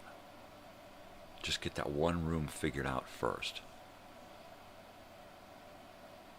I know if I do one room, it's going to knock it right out of the park, and he's going to say, yeah, green light, do the rest of the fucking house. In which case I have to have everything ready to go. So spend a month, gather up all of the resources I need, all the materials, all the props, you know, and it's worth it. If we have to go out and buy paint ourselves, if we have to go out and spend some money and buy the things to finish the place off, it's going to pay for itself in the long run. It's a gamble, but it's a gamble I'm willing to take. That if we spend a few $100s to finish decorating the place, you know, a new lava lamp, a couple of posters from eBay, you know, a lava lamp or a black light from the swap meet, you know, whatever. If we have to do that in order to create this whole new source of income, which is what it would be, because it would totally double and triple. I know it would. As soon as it took hold, it would fucking snowball, and it would be booked solid every weekend, if not every week. I know it. I just know it. I got a feeling. I got a feeling. No, really. So, you know, input. Anybody watching, let me know what you think. Would you stay in a place like that? Would you want to go and time travel? You come to a house and you stay, and everything that you see around you, even the dishes, you know, get fucking Melmac and those plastic pitchers and the old percolator coffee thing, you know, and an old style toaster. Eventually throw in a retro fridge or buy a refurbished 1970s fridge. You know, let me check the dog situation. Be right back.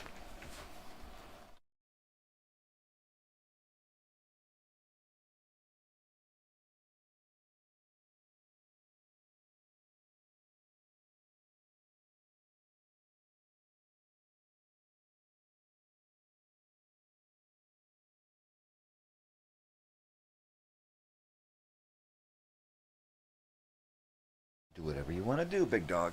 I know, big dog, yeah. You want to lay on the floor and stretch out? Go ahead.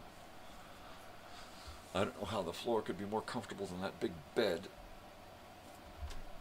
But whatever. So yeah, the curtains, the sofa material, even if it's just a regular sofa, just find some great material and make some sofa covers, some chair covers. You know, I've got a couple of great old wooden armchairs with this great leather back and bottom, right? I got a pair of them, like I've got a pair of these, right? You take a pair of those old chairs, you put a nice little table between them, you put them up against a wall, you put an old chessboard, chess, checkers, you have a place that you can hold some backgammon and all the other little one-on-one games, and you put a little light over that table, right? And you put you put all the little amenities, you know, a little stand-up, you know, the little stand-up on a pedestal, and you come up and it's got a little ashtray in it, you know, it's the smokeless ashtray that you open it and it drops the cigarette butt down into it. You'd create something like that as like a drink stand that's like off against the wall, so you could be playing your game and have your drink not on the board table, you know, and just have everything set up so that no matter where you are in the house, that's the fucking place to be, you know.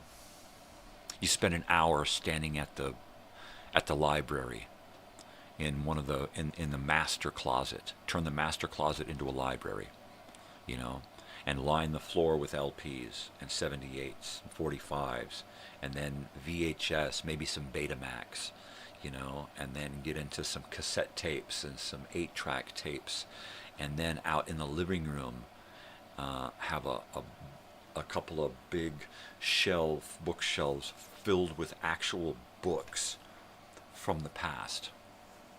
You know, all of those books, Jonathan Livingston Seagull, encyclopedias, you know, every cool book that was on the bestseller list back in the 70s and 80s, you know. A few stray VHS tapes around in the living room, you know, a few things out at the stereo, a couple of LPs and a cassette, but you gotta promise in a text message, you know, that I promise to take care of everything like it belonged to my great-grandmother, you know, and then you get the code to go into that closet and walk in and go, oh my gosh, you know, and you turn the light on, and there's like, you know, movie sign and lights, and you go in there, it's like a mini Blockbuster, right? Only better. It's like your public library on steroids, right? Remember the media centers at the public library back in the 80s, where you could literally go in there and find just about any record you wanted. You could find anything on tape. You could get reel-to-reel tapes. You could get movies on VHS up the wazoo. The fucking library was the place to be, you know. And so just have that, you know. It's like, okay. And then once you promise to go in there, you go in, and every time we clean the place, we leave a new video membership card on the thing, and be sure to take your membership card, and that's, you know, your piece of memorabilia, you know, and create some great, you know, video store name for it. The video closet, you know, and that's the video closet, and that's your card. And every time you come back, you can go in there and you can punch your card. You can grab the punch and you can punch your card, right? That would be fucking awesome. That'd be a total throwback. I'd totally dig that. You know, we're going to stay at that house again? Yeah, bring your card. We got to punch the card again, you know? And then have different style punches, you know, stars and hearts and fingers. I got to warm up this coffee again. Holy moly. Anyway, that's the place. This is the house that when we have friends and family come, we try to get this house for them to stay in. Right? So that would be even cooler, you know.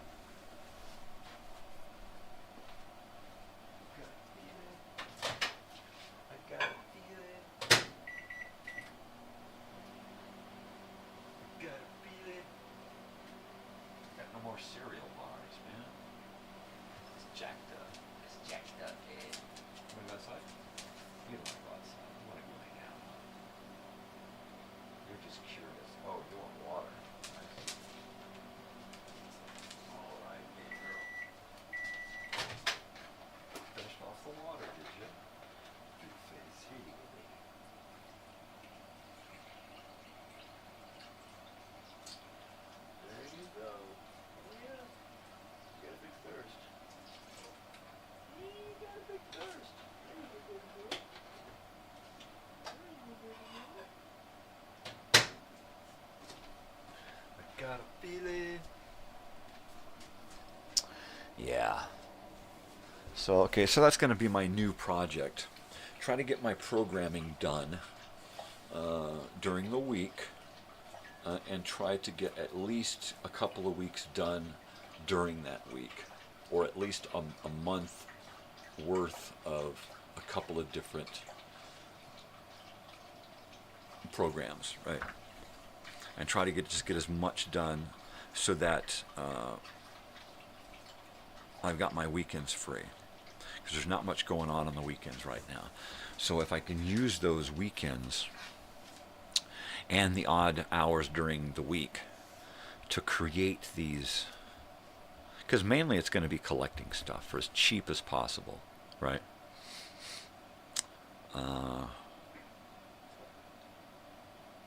It may mean, you know what, see, but that's the thing. I always talk about, I'm going to take a bunch of my stuff out and I'm going to sell it. And then it's like I talk myself out of it. And right now I totally thought I'm going to go sell stuff, and then I immediately talked myself out of it, because all of these things that I have are great props as well as great gifts, right? I've got all these great 8-track tapes that are sealed up, right? And LPs and the little displays for the records that you would see in the record stores and 45s and all these things. So if I could take and curate small collections of these things to put into some deep frames, that you can actually put objects into and create these little cool little packages, right? That would be neat too. Now that I would be into selling something like that, right? But more than likely I would be more inclined to give it away to somebody,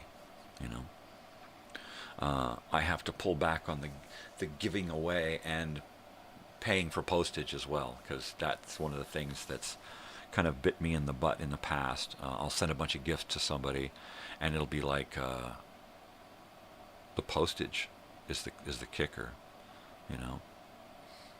It's great to send stuff media mail because you pay a flat rate for the first amount, and then it's like every pound after that is just a little bit more, rather than first you pay for this big box, which is an enormous amount, and then you're paying for the weight, which is another enormous amount.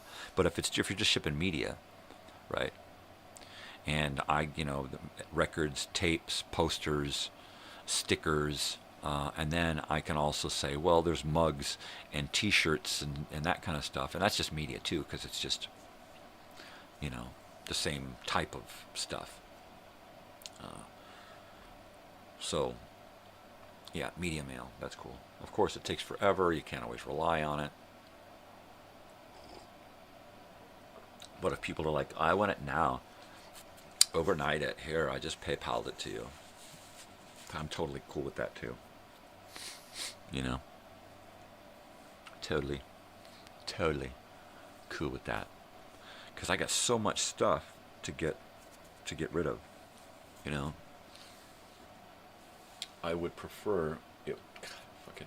I'm such a hairball.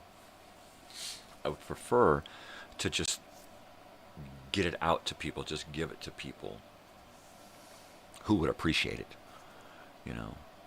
rather than,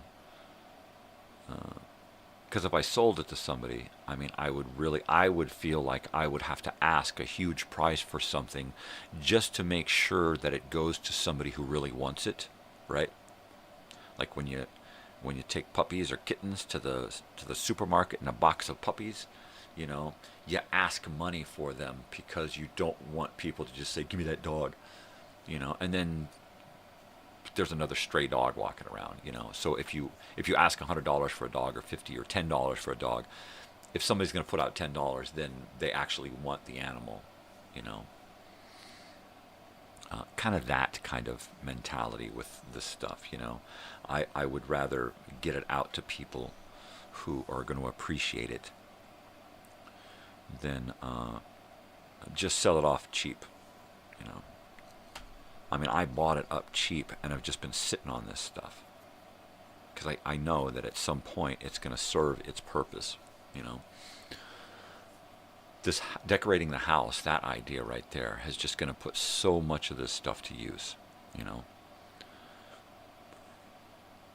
I mean, I'll have like a display of 8 tracks set up that you can't even get into. But there's a bunch of 8 tracks there. Look at that. There's an 8-track player there. There are a few 8 tracks that you can play, but you can't get in there. Those are all new, you know.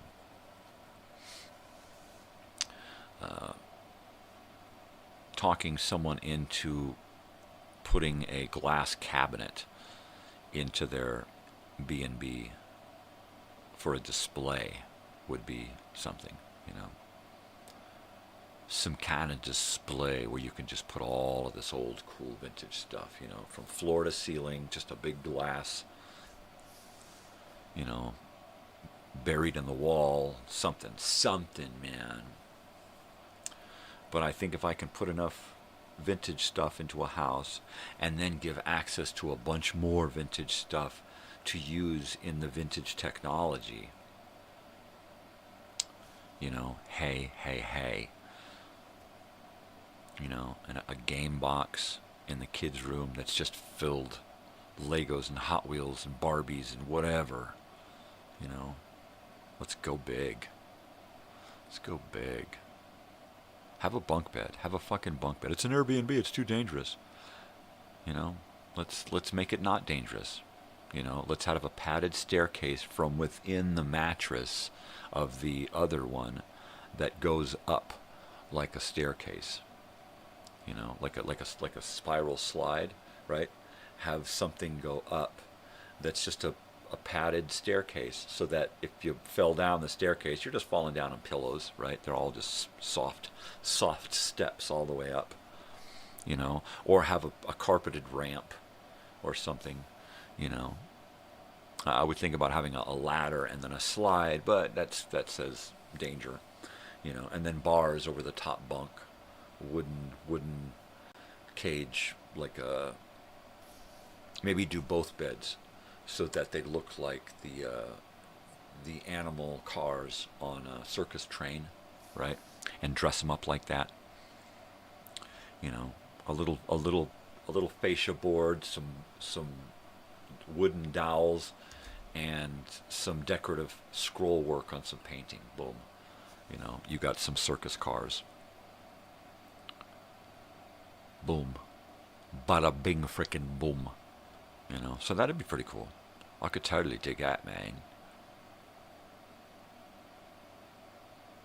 Yeah,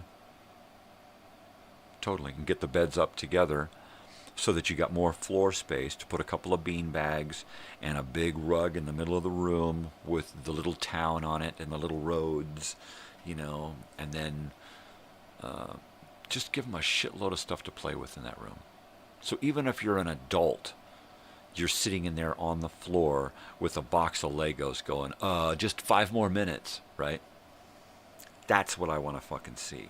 Pictures, people leaving Polaroids of, you know, Uncle Bob on the floor building a spaceship out of Legos, right? That's the kind of shit that I want, you know. That's who I am. That's what I want to spread.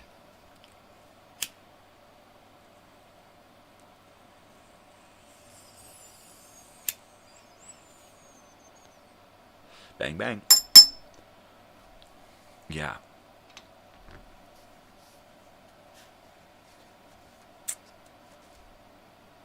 The teenager's room is probably the easiest room to do. Aside from the bed being way too big, it's a perfect room to dress up as a teenager's room. Now, what I might do is, since nobody uses the closets in these places, right, is take the closet doors off. And in this one room, the closet doors need repairing anyway. So you take the closet doors off, and you take that bed and you stuff it into the closet, right, like teenagers used to do, because their clothes were on the fucking floor anyway, right? And so then, now that that's in there, you put a dresser in the room, you put a stereo on some cinder blocks and a board with some records and stuff, right? Just like a kid would back then. Some cool posters, a beanbag chair, a lava lamp on the dresser, the other little amenities to say, hey, this is a teenager's room. And I'm thinking that's the way to go.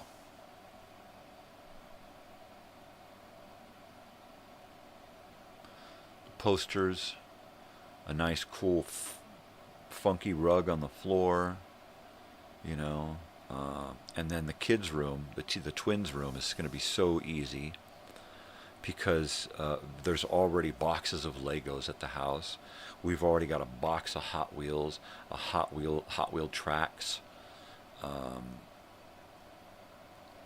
We've got board games. There's so few things that we have to get for each room, right? The small rooms are going to be the easiest to knock out, you know. And if I could put a smaller bed in the teenager room and do a trundle under it, then it still sleeps the same amount of people, but I don't have to put the bed in the closet. I can just turn the bed, right, and then give us room for a dresser. And I still might take the closet doors off so that we can put the dresser and stereo in the closet, right? Better check dog situation. Right back.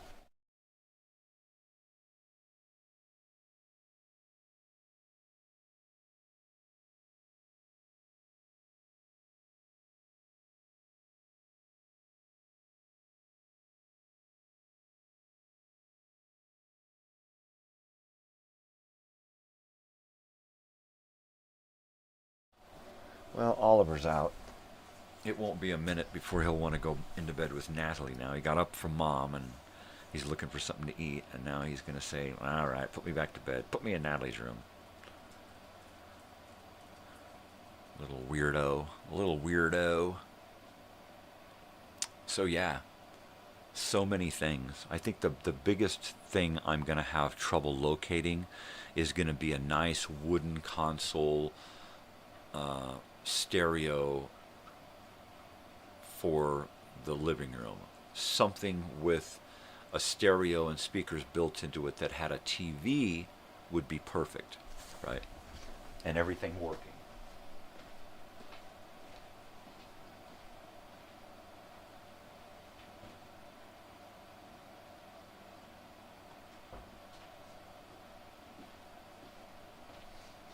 But at this point, I would settle for one or the other. I would settle for a really nice 32-inch, 28-inch color television, tube television, something that works really, really well. I would also, settle for just the wooden stereo console with a turntable, 8-track cassette or something in it, right?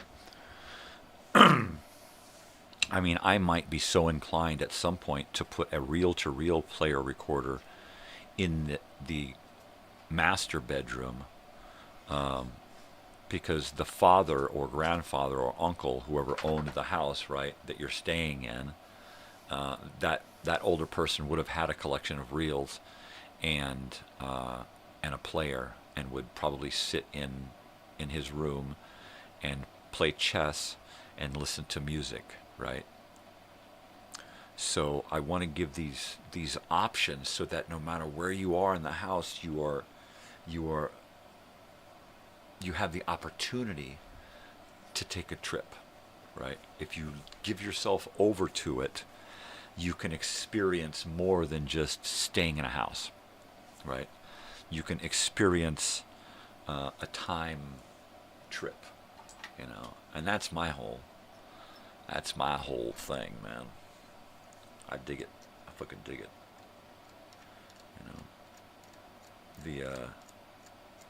The evening time show that I do is so much fun. It's a time trip for me every single night. Not only am I enjoying this great music that's almost new to me, right? From the 1920s and 30s. and occasionally the 40s. But I'm also experiencing flashbacks to my father doing the exact same thing in the 70s in radio stations around Southern California, right? Sitting in a booth, talking into a microphone, playing records, you know, and that's a time trip for me. You know, I know that when my brother and or sister are watching the same show with me while I'm doing it, they're in the same time trip with me. And that's awesome.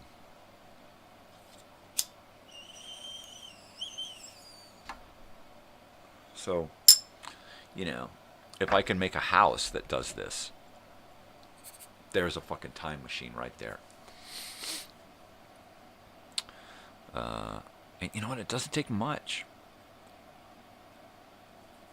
If you just give the hints, the mind will take over. The imagination will take over. You know, you'll forget that it's a newer house. You'll forget that, you know, that you're in now. You know, if there's enough stimuli there for the imagination, you can go anywhere.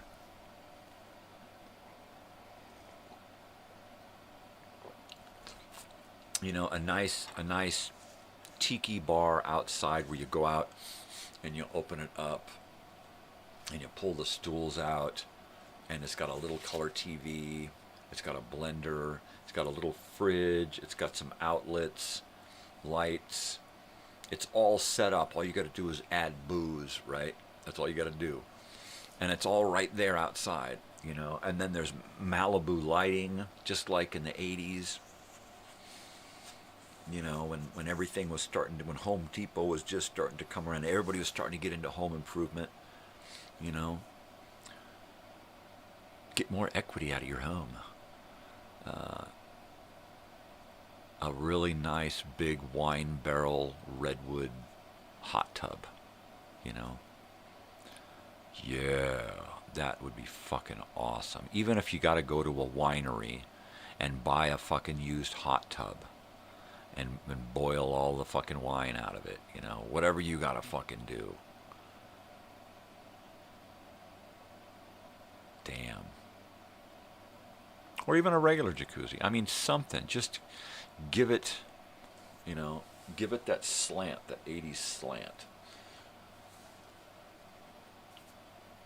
I mean, I've got DVDs, right, that take you back. Chips and Wonder Woman, you know, and Happy Days, Laverne and Shirley. Just so many throwback DVDs, right? I could record hours of broadcasting on one tape and then just put that tape in, you know, knowing full well that they're showing up shortly, and just put that tape in, you know, and they can just come in and just have a little note that says push play, turn the TV on, push play, and boom, and then go about your business.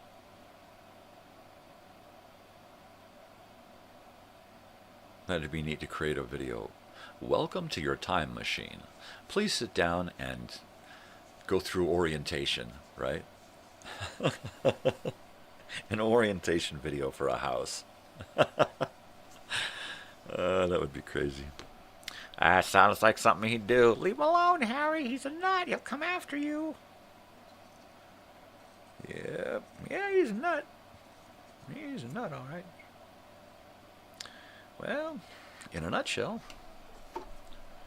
Totally.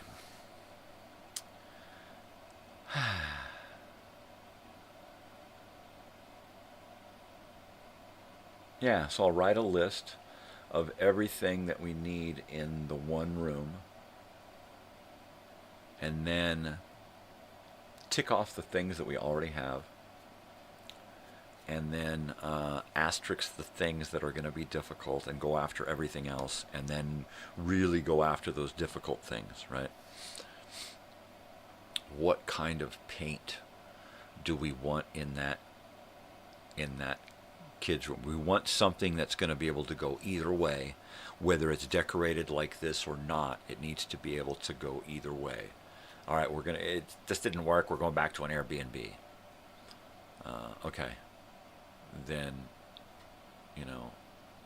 pull everything out of the room and make it bland again, and the paint in there can be the lively part of it, but it's not so weird that it stands out, right? So some good, nice 80s, paint scheme going on with the curtains. Curtains can be put back. The paint, if it's just a neutral type paint, should be easy to deal with. Wouldn't have to replace it. Just take the stuff off the walls. And that's it. Put the dentist, the frame on the wall that makes you feel like you're in a dentist office. Put that clown back up there. But I think it, I probably have just about all of the elements to do that one teenager room. A lot of elements to do the hallway. It's kind of a J, capital J, lowercase. It's kind of it's kind of like a lowercase T, right? It's one of them lowercase T's. That's the hallway, right? It goes from the teenager room, bathroom, across the main hall, into the laundry room hall, the little kids' room, and then off to the master, right? And then there's the main door that crosses over that hall down into the living room. So there's these two little lines, and that makes the hall. But it's a great space to decorate those walls with movie paraphernalia, posters and headshots and props and things that say Hollywood, right?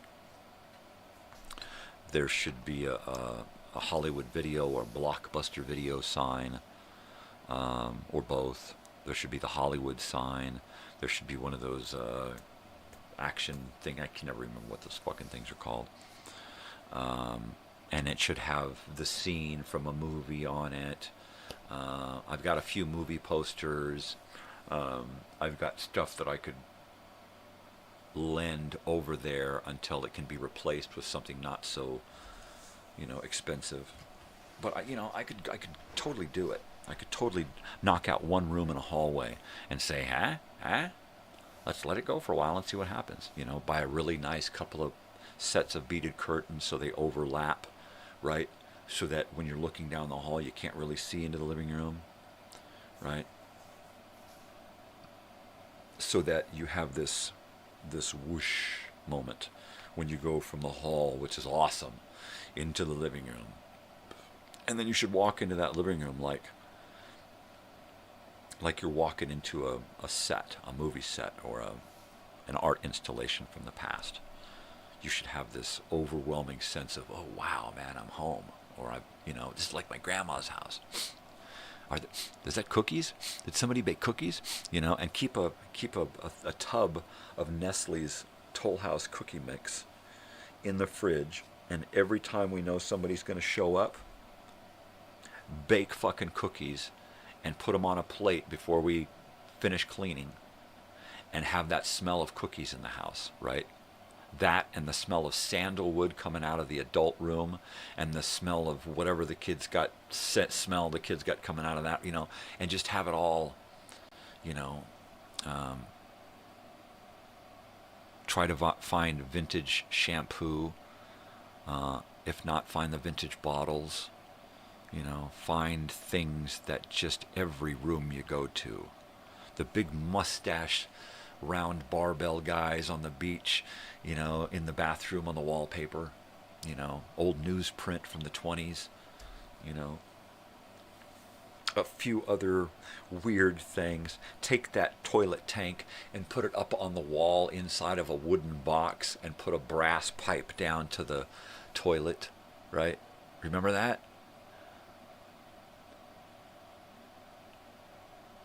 Yeah. I mean, come on, right? That'd be fucking awesome. Every little thing along the sheets on the beds should have, there should be Star Wars sheets. There should be Roadrunner and Bugs Bunny in the kids' room. I mean, come on. Come on. Paisley bedspread on the adults' room. Oh, I could just, every time I close my eyes, I see it. You know. I totally fucking see it. Yeah, I think it's going to be taking some shelving over to the garage, getting everything up on shelves, free up a wall in there, and then say, okay, here's my wall.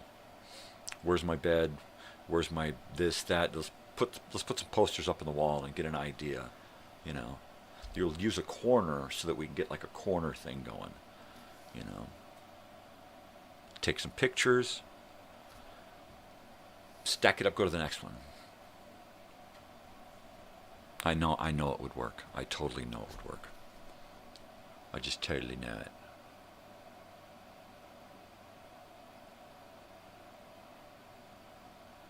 Especially out here. It's a real kitschy kind of place out here, and everybody wants something. Everybody wants to experience something different, and you get a lot of those hipsters and people out here that want to, you know, think that they're living in the past, you know, and they don't know nothing until they come and stay at a place like this, you know. They don't know nothing until they walk into this room here, and I want to have that same feeling that people get when they walk into this room, and they go, wow, this is like a throwback, man. Everything in here is like vintage, right? I want it to be the same thing in the house. You know, the fucking blender should be an old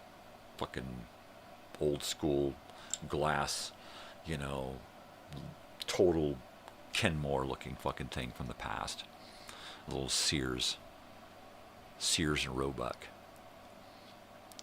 Everything should be, you know, the old metal ice trays with the lever on them.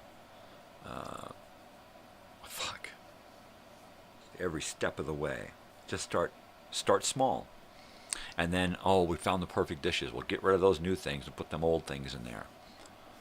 You know, and go all out every little step of the way. Just baby steps. And never stop. Never stop filling that house with vintage stuff, because it's so easy to come by. You go out to the swap meet once a month, you bring home just a truckload of fucking shit, you dump it off in the garage, and then I just say, yep, that's it. Oh yeah, oh no, this is for the other house, you know. I mean, come on. Then you start working on another house. What do you want to do with the other house? Do you want to go 90s with the other house? So we've got stuff from the 70s and 80s, but we've also got 90s stuff, right? We've got some extra things from the 70s and 80s kind of dribbling over, but we're into the 90s now, so we've swap meted and sold off and yard sold a lot of that stuff back then, right? And we're kind of moving into the 90s. So 90s stereo, 90s TV, 90s video games, you know. Give each house its own decade, you know. Yeah.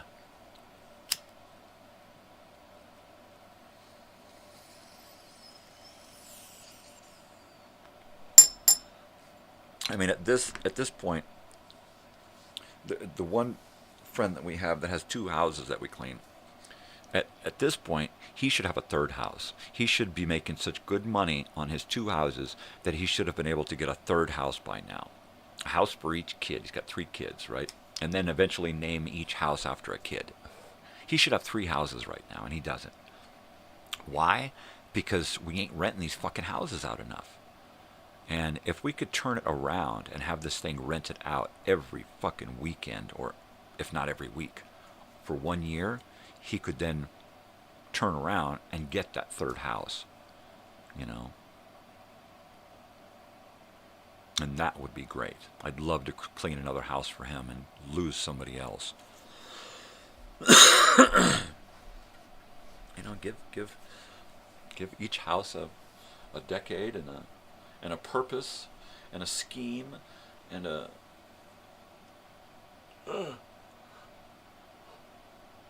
scheme and a theme. And just go big. I've got these great props picked out. I mean, every time I think of one of the rooms, I think of a great prop for it. You know? Have walkie-talkies, right? One in each room. You know, one in the kids' room, one in the kids' room, one in the adults' room, and then, you know, maybe one in the living room. It's the fun of sitting there going, hey, what are you doing in there, man? Hey, man, leave me alone. I'm trying to sleep. You know, just to have little things to fuck with, you know. Every little, tiny little element should just go, oh, wow, man, check that out. Wow. Yeah, I'm starting to get a little too excited about this.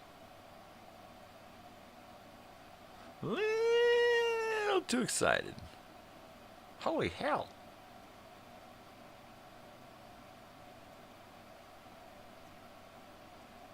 I mean, I could get so wrapped up in just the media, just the books. I've got so many videotapes, right? Get a good head cleaner, get some really good videotapes, and have a couple of videotapes there. Have a little bookshelf, you know, couple of big bookshelves along the entertainment center. And then on a couple of shelves, have a couple of videotapes, some LPs, just a few items, right? Just to see what it tastes like. And then a little note, if you would like entrance into the media library, you must promise, you know, to obey these rules and stipulations, and you have to be financially responsible for everything that you pull out of there. You can only pull out one item at a time. You know, let's follow the rules. Here's your card. You can only borrow 2 or 3 things at a time. You know, that's it. You got to leave a photo of your ID in the text, and yes, I do agree to the terms. And then you get the code, right? And then that's a binding contract. And then you get the code to the door, and now you're responsible for everything in this room. And you just fill the room with, you know, everything you could possibly want. You know, just go to a yard sale, a thrift shop, swap meet, and just buy a couple of boxes of records. You know, I give you $20 for the box. And, you know, you get yourself a nice turntable that will play old records. And then you just go through and you cull out all the bad records and you just leave them the good stuff. You know, 8 tracks, cassettes, LPs, 45s. Just enough to see what tastes like. Just enough to time travel. Just enough to take you back. You know, and then you put a map up and it's like, okay, here's the locations in our area where you can find more of this stuff. You know, here's the swap meet. Here's the thrift stores. Here are the vintage stores. Here are the record stores. Here are the places where you can go experience live music. You know, and these venues are a throwback. Yeah. That would be something to put on the wall at a house somewhere, like in the dining room, right? The dining room wall has got this huge wall map of the area, and it's got all of the little hot spots all the way around, color-coded, coordinated, so that you can go to the key and go, oh, wow, look, here's all the record stores, here's all the vintage shops. Take a picture of it and take it with you around town, you know.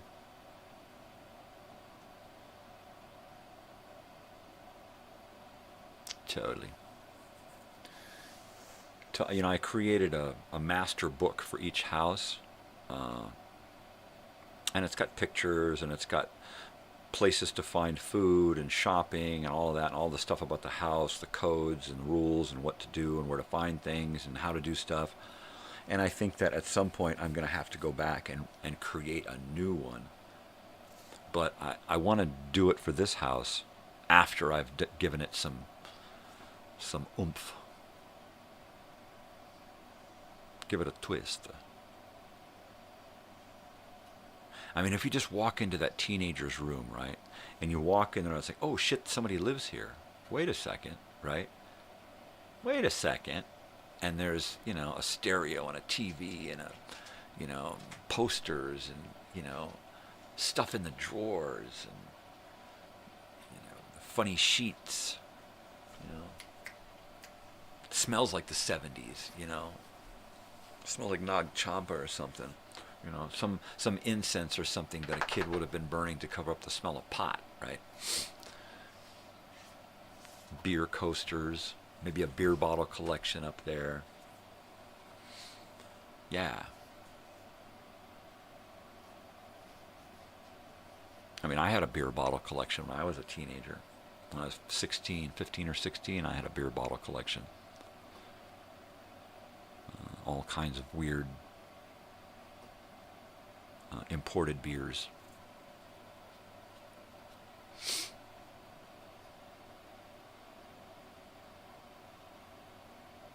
Yeah. Fucking A. Find some old textbooks, right, from high school. Oh, some yearbooks. Put a couple of yearbooks in there. Fucking A, man. That would just be the shit. Of course, I'd want to find a couple of local yearbooks, right? Try to dig up a couple of local, if not have a couple printed from that yearbook place. Hi, you want to go outside? Do you want to go outside? All right, let me put Big Dog out.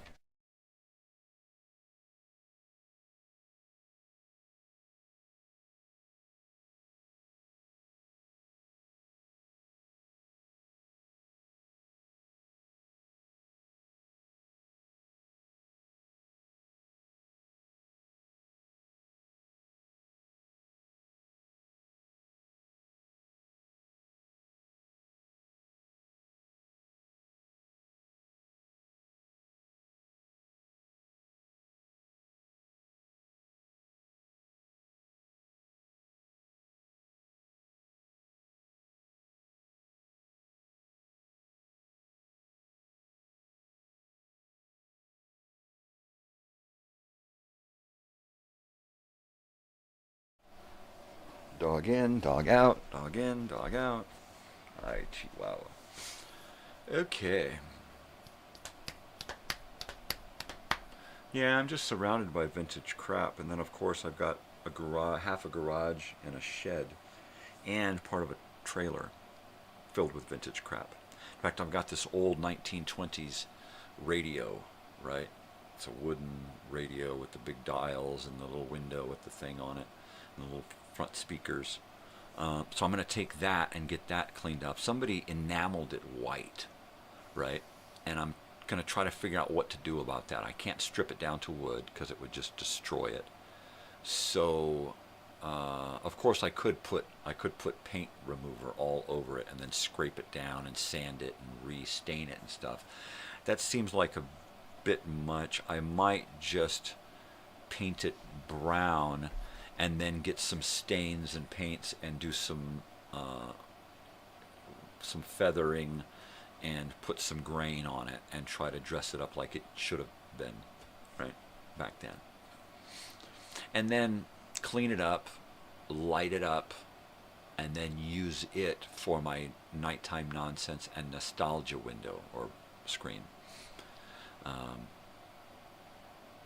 And then try to put maybe put it up here where my reel-to-reel is, in front of the Kennedy boys there, and just kind of dress up this corner here again differently. I might put it down in front of my corkboard with the photographs, so that we've got a bunch of photos behind it. I'd like to turn this room a little bit and move my cameras so I get a little more action going on in here. And more cameras. Oh, she's boofing already.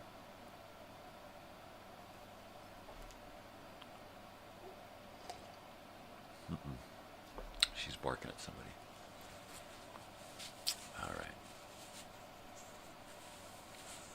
So yeah, July. We don't have too much going on.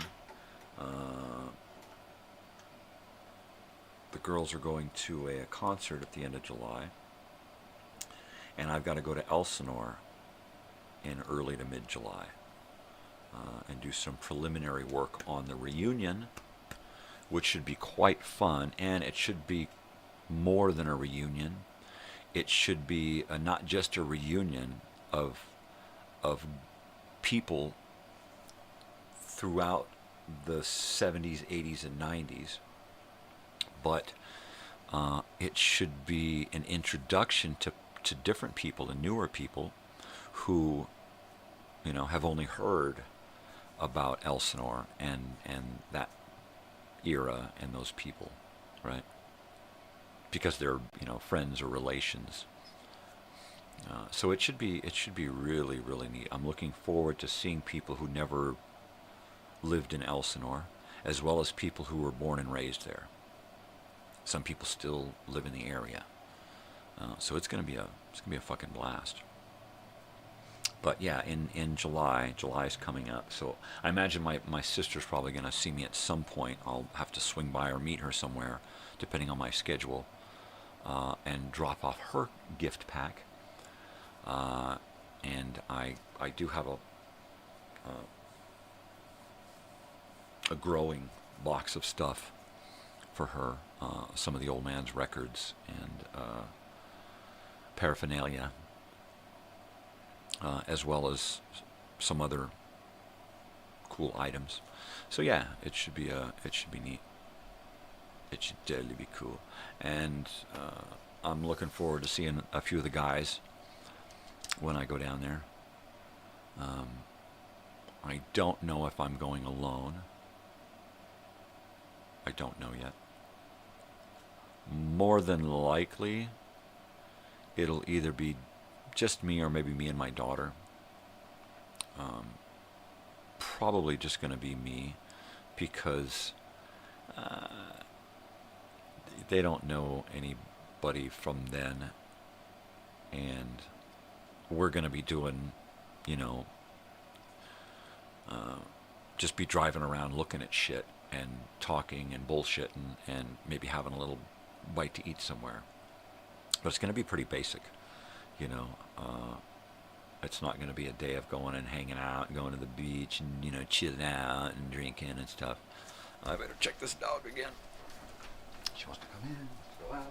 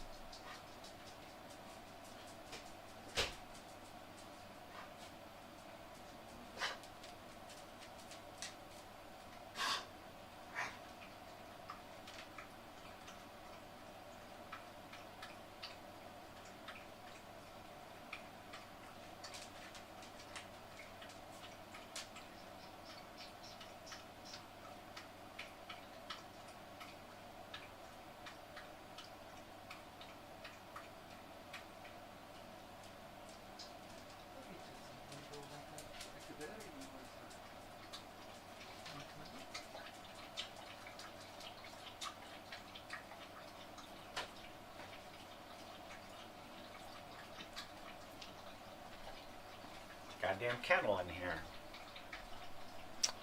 Yeah, all right. I give it 2 seconds, and then a dog's gonna want to come in or go out or want a belly rub or some shit. I don't know. Hell, I don't know. Slip sliding away, man. Slip fucking sliding away.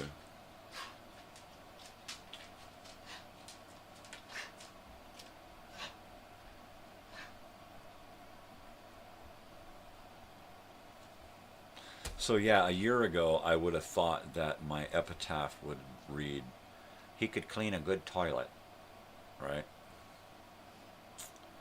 And now that's changed. I don't know exactly what it would say now. You know, he could tell a good story. He could spin a good yarn. He could play a good song on occasion. He was a good father. He was entertaining. You know, he was fucking weird. That's cool. I'll settle for that. You know, this home decorated by you know, whatever my legacy is. You know, I'm gonna have a legacy of T-shirts is what I'm gonna have. T-shirts and records signed by obscure artists. Cold again.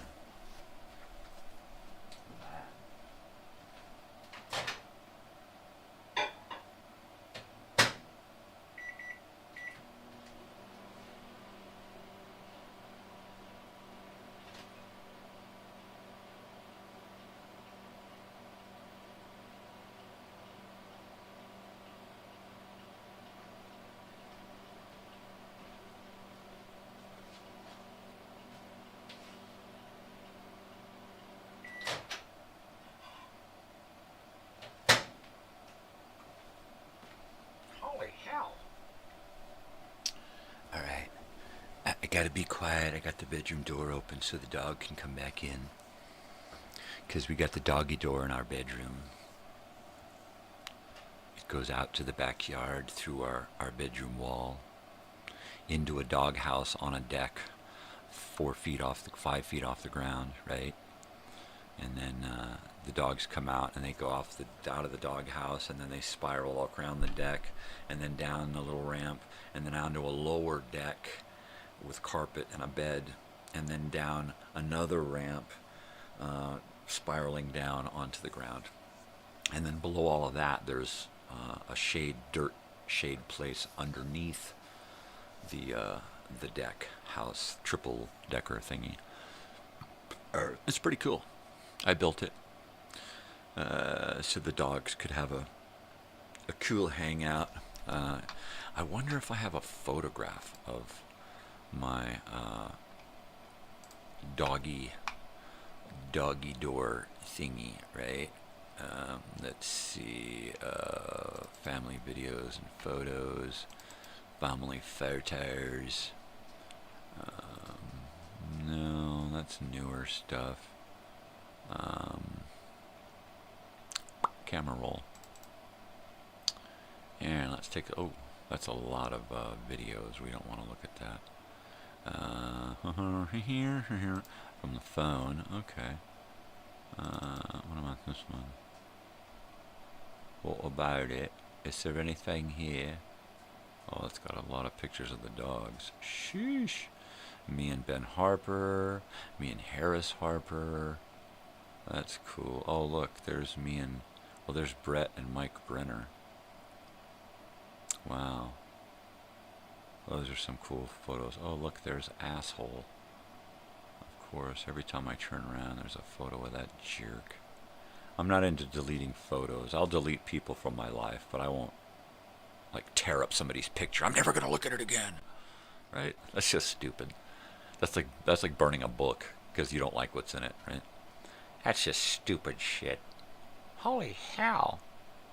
Alright, well, I'm not seeing a picture of my dog's doggy house here, but let me just poke through it real quick one more time. Oh, these dogs are so cute. There's a million other photos here, so I can't just put this up on the screen because that wouldn't be appropriate. Let's try this one.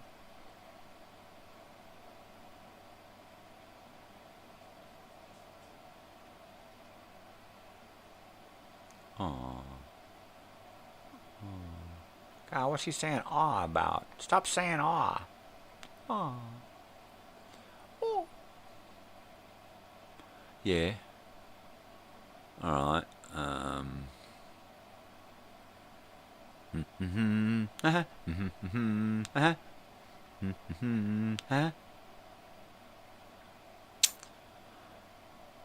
Pre-production. Does that mean I got dogs? geez, there's dogs right in there.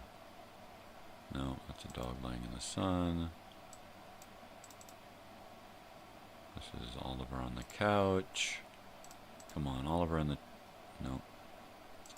He likes to stand out on the porch.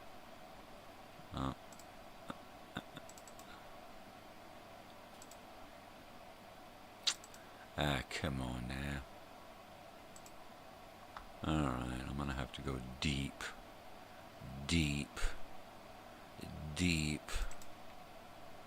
Go deep in. Let's see. 22. Oh, no, that's too. That's too bloody old. That's too bloody old. I gotta set photos from phone. Here we go. And then that might have one.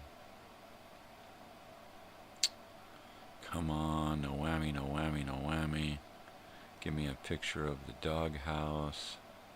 We're close. We're with the dogs, we're outside. Oh, we were so close. Come on, give me a picture of the doghouse, Mom.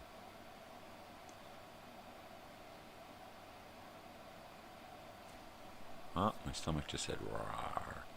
Roar. Okay, there should be a picture of the doghouse here somewhere. This has got to have it. Come on now.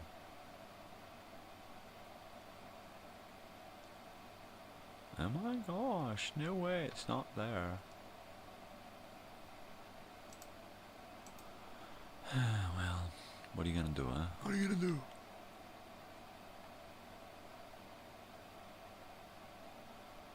What are you gonna do? What are you gonna do? What are you gonna do? We're gonna do when they fucking come for you. Rat boys, rat boys. Let's go to this computer. Dig into some pictures here. Ooh. These files. 2013. 2014. Wow, 2015. Okay.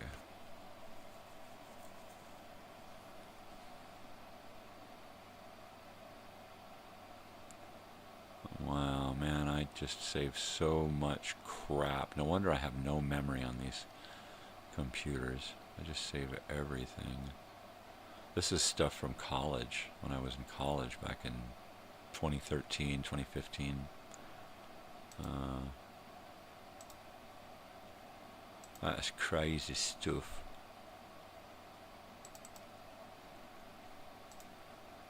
That's crazy stuff.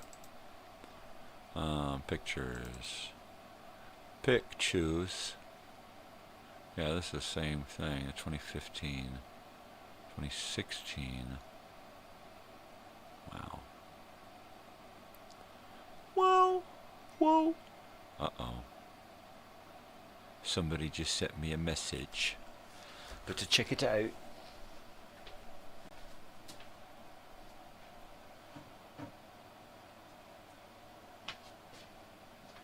Oh, of course. Cancellation. It's a bloody cancellation. Isn't it always something? Isn't it just something? Well, I wish I could find a... Wish I could find something, yeah. Oh look, there's a picture I drew. There's a picture I drew.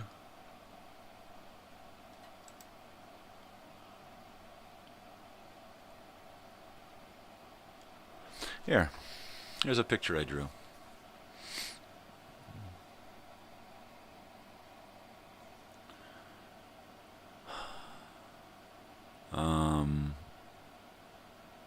Family tree.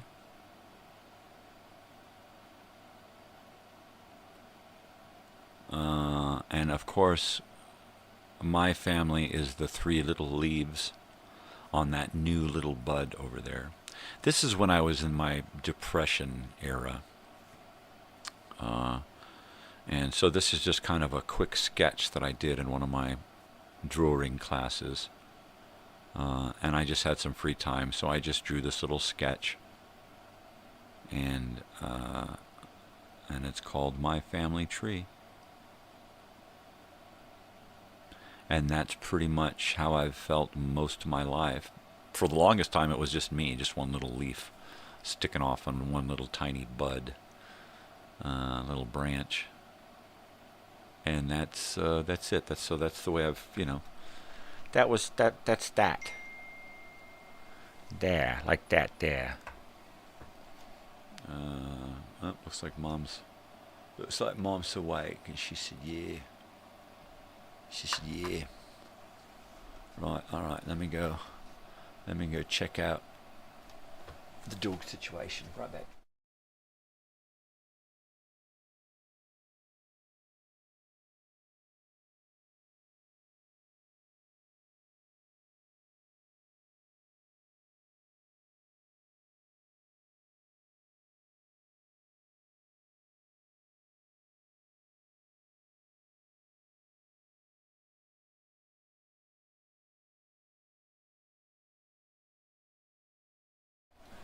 My daughter's sleeping like a princess with all her little dog minions around her, sleeping, caring for her.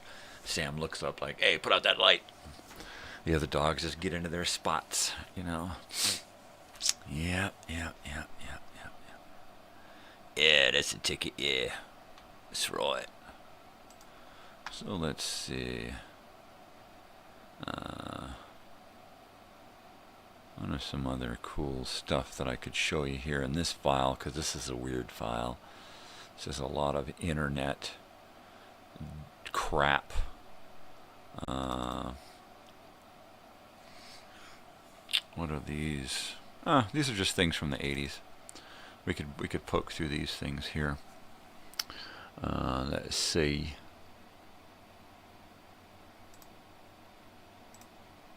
Alright, here we go.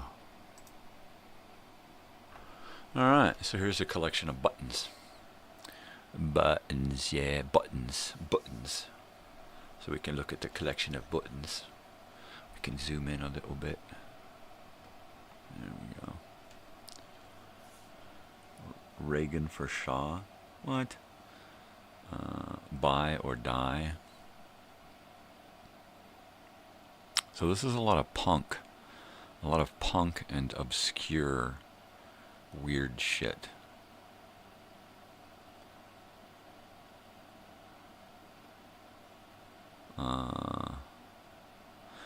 To me, this says late 70s, early 80s. Right? The barcode had been out for several years.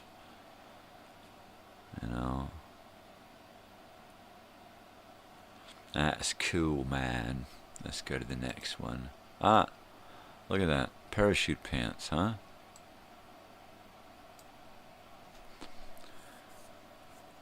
Yeah, if I was going to do a retro costume, I would have to have parachute pants, 2 different t-shirts at least, one underneath the other, and one should be ripped in places that the other isn't. And then you remember those t-shirts that we used to make, and you would cut them in strips and then in the back, and then we'd tie them together up the side. You'd make like a Indian breastplate type decoration, right? Yeah, we used to do some great tying of shirts. Tappy was really good at doing that stuff. But yeah, so I would have to have some cool shirts. I'd have to have a blonde, long hair blonde wig, that had my hair color.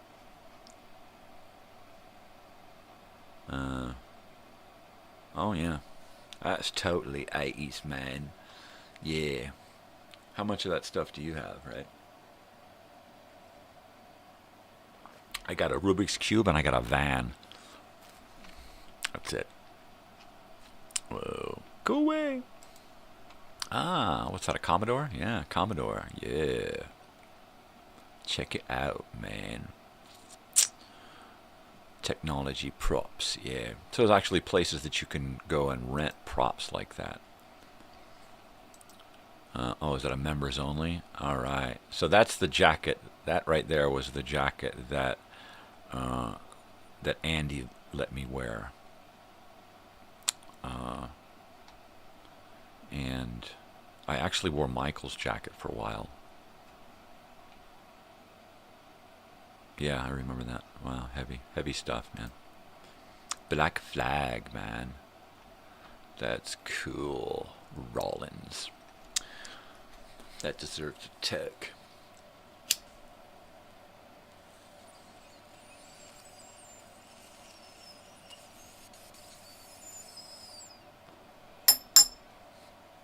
Yeah, I really first found out about punk in its entirety when I was ditching school back in the 7th grade and would hang out with Punker Paul and would just kind of look in his room and go, oh my God, look at all these posters of this weird shit.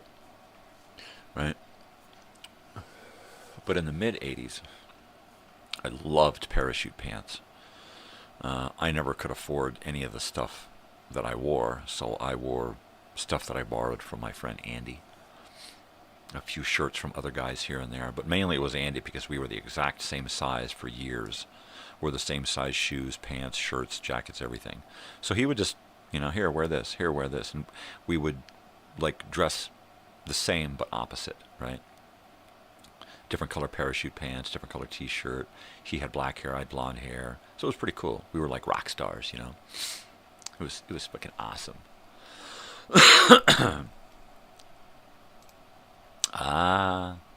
Alligator, Izod Lacoste. I had a few of those when I went preppy. I went preppy for a while, you know. Atari. It's Atari.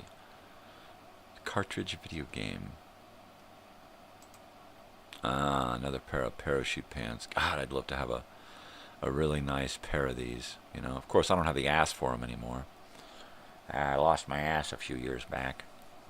Had it shot off in a horrible couch potato incident. Oh my gosh. Yeah. Count Chocula's not here anymore. Right? That one's gone. Oh, I remember Andy had one of those. You remember that? That's fucking awesome right there, man. That's fucking heavy. That's a flashback. Hey, Max Headroom. There are the Nikes that Andy used to own that he would let me wear. I took a pair of those parachute pants, 2 pairs of parachute pants. I cut them right up the seam, right up the middle seam in the crotch.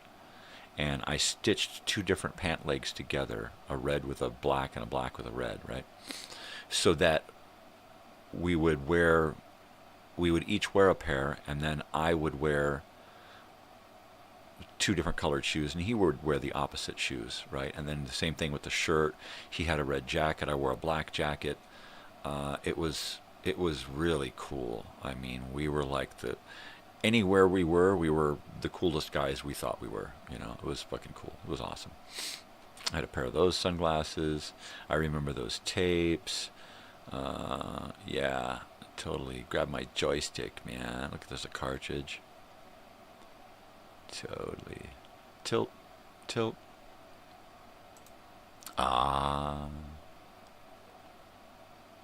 That's where it all changed, man.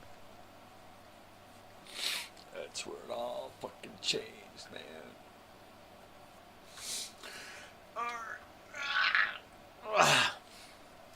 All right.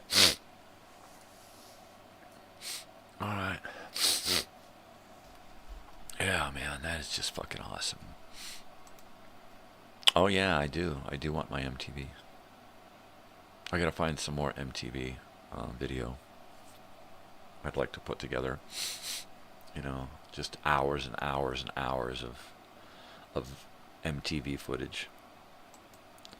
I remember sitting at one of these things for hours and hours and days and weeks trying to finish these video games. One of them was Faxanadu, and it was a cool Mario type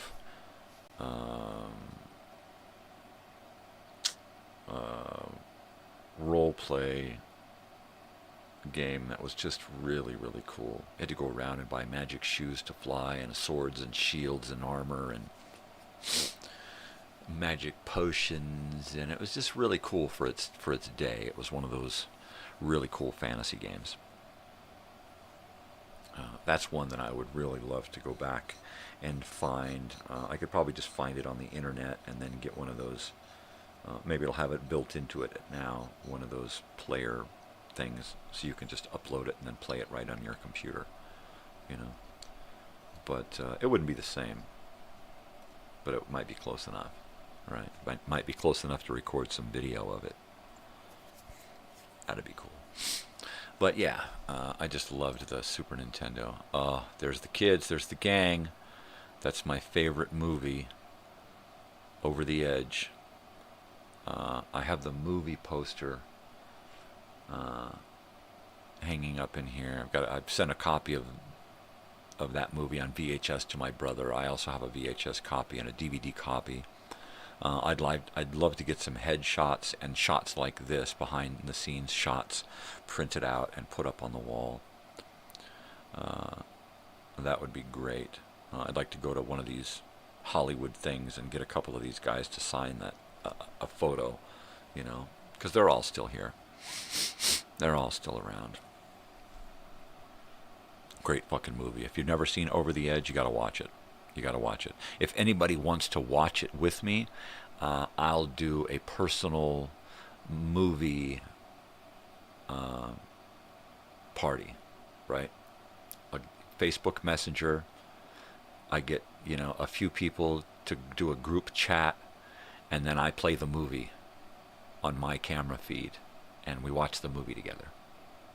You know, I can do that. So if anybody's up for that, let's do that. Oh wow,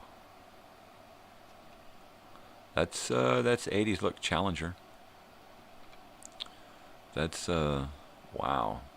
You have to have this on a big screen to enjoy this. Motley Crue,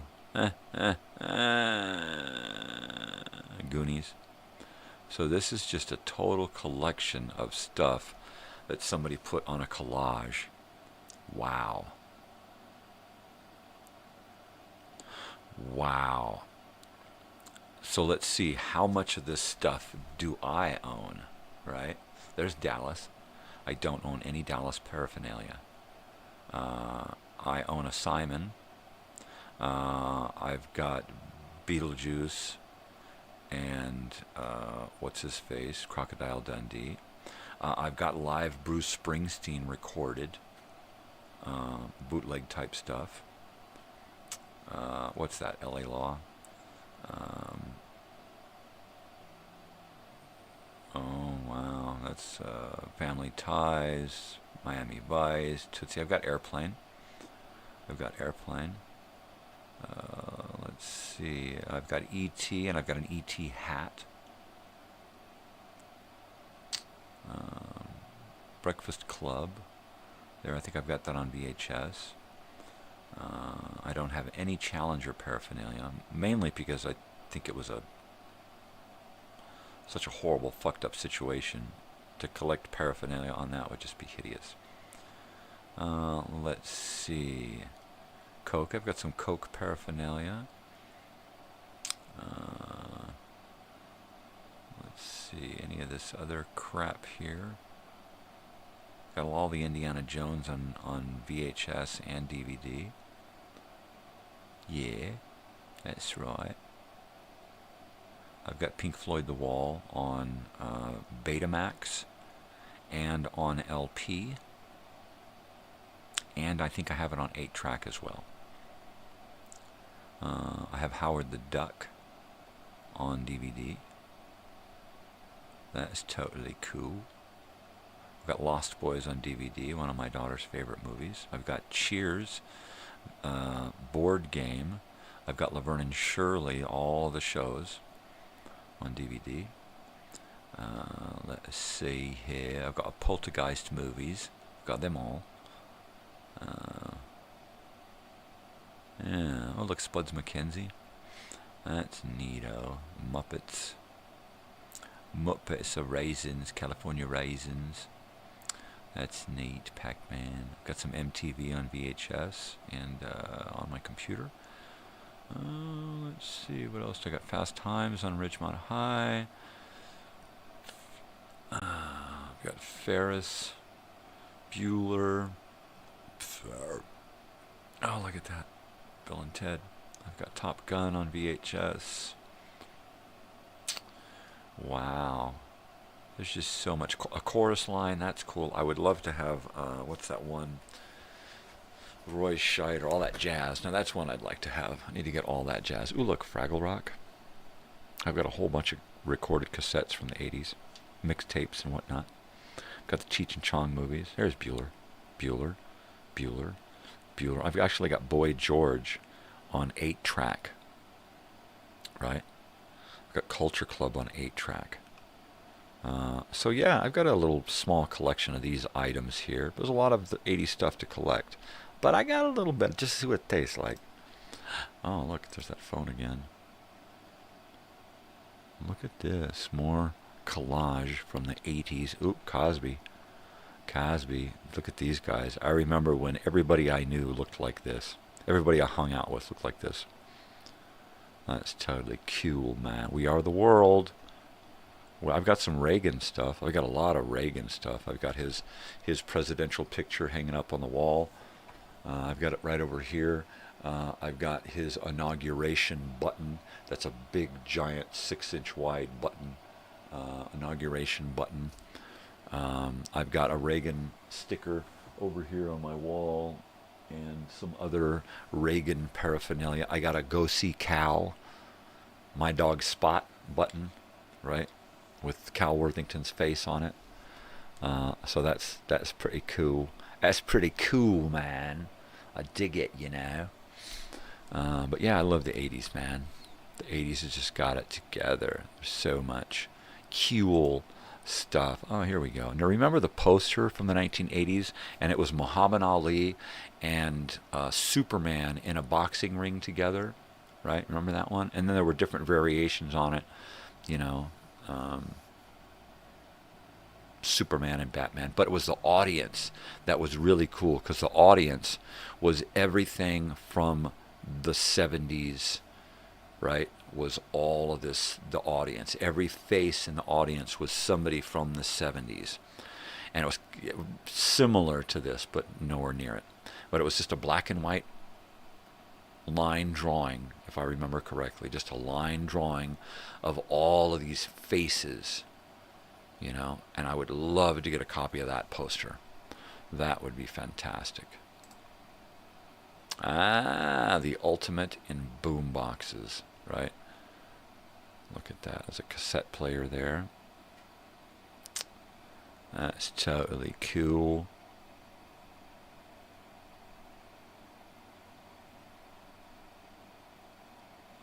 It's got a phono CD jack, right? That's great, man. Look at that. That is sweet. That's something somebody would have brought out and put a mixtape in there and be blasting out zugga zugga zugga stuff while we're watching kids break dancing on a piece of cardboard, you know. Them's was the days, man. I remember going up to the park and watching kids for hours doing that, you know, just out there dancing. You know, and I would think, God, I can't do that crap. There's no way I can do that. Let's see. Maybe I can find some more blast to the past. People from the past. What is this?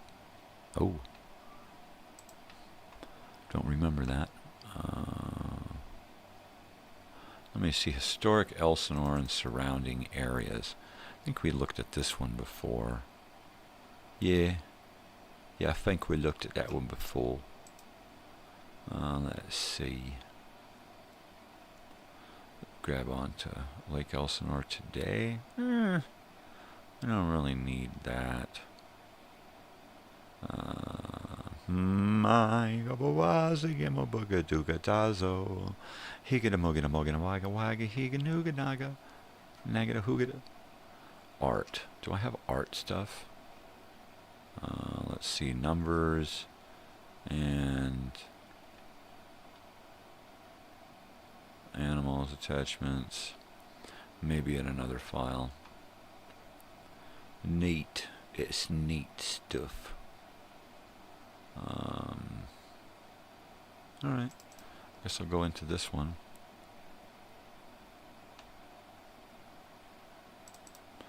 Miscellaneous 1980s. Wow. Wow. High school miscellaneous. One. La Serena from Temecula. This looks like around Christmas time. And this house here, Brandy, are you there? Let's see. Hello?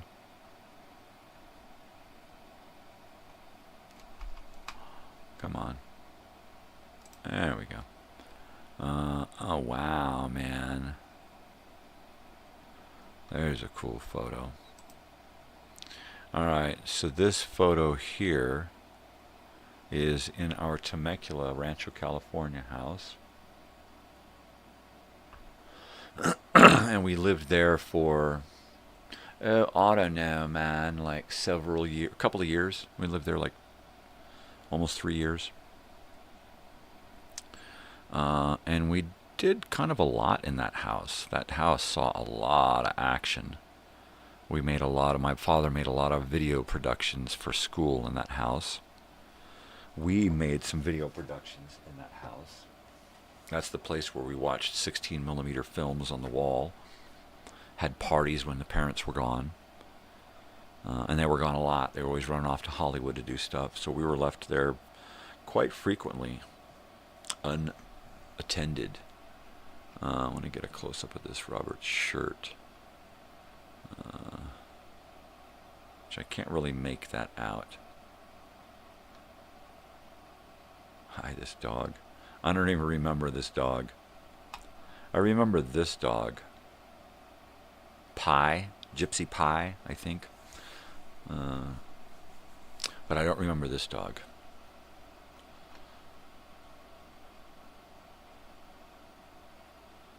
I don't even remember these decorations here. Yeah, but this shot made it into one of my father's videos here.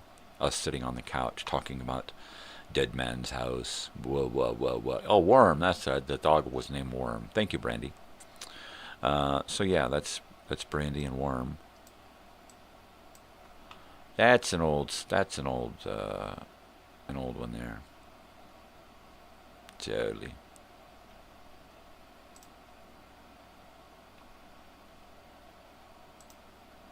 Hey, look, it's Cammy.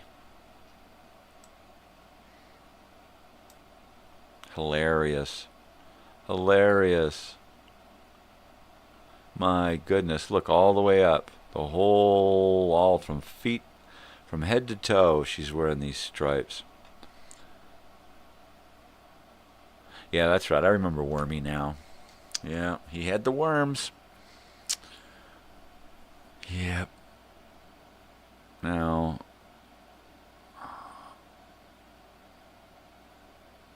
this doesn't look like our house. This looks like Camilla's house. Am I correct? Wood paneling. Yeah, so I'm going to say this is Camilla's house.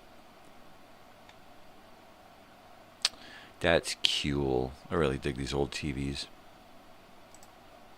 Ah, mira. Now that's our house. I remember that. There's the kitchen. This must be Halloween. And it's KFC night. That's cool. That's the TV tray, the KFC. Look, the jug of milk. Let's finish off that jug of milk, Brandy. That's great. The doll hair. What is this? Is this a tail or something? Boots. Yeah. That old fridge. That was an old fridge. Wow. Oh, look, there's Nicole. This is the corner of the house, so this would be Mom and Dad's bedroom here. There's another tree over here. I remember climbing up in that tree all the time. Carport over here. A gate to the backyard. You girls were always playing dress up.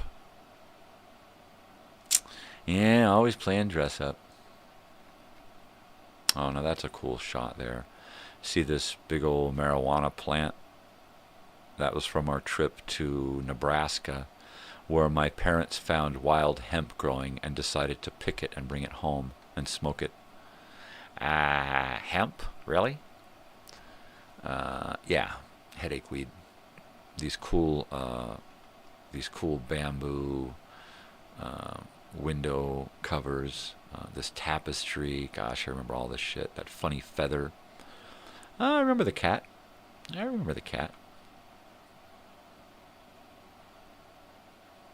Oh, okay, you were a cat, okay. I'm sorry my comments are late from your comments, but that's just the way everything's delayed, man. But yeah, that's totally cool.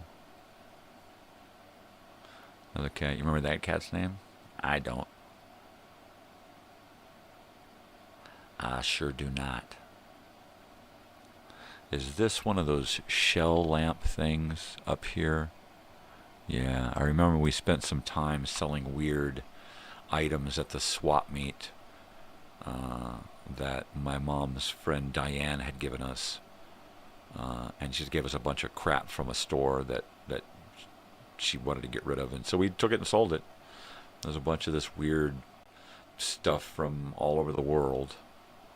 And stuff that you'd find at World Market, right? So we sold at the swap meet, you know, little decorative things, shells and whatnot.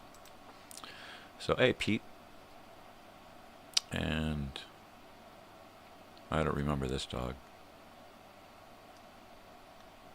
And what does this shirt say? Terrific?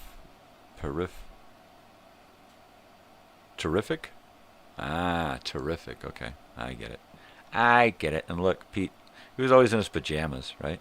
Unless his pajamas. He was always coming over in his pajamas. Oh, and that's that. And that's that. Yeah.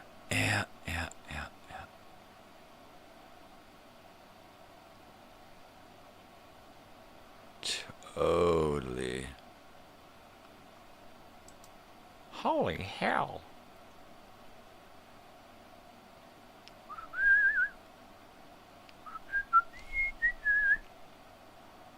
Let's see, 70s.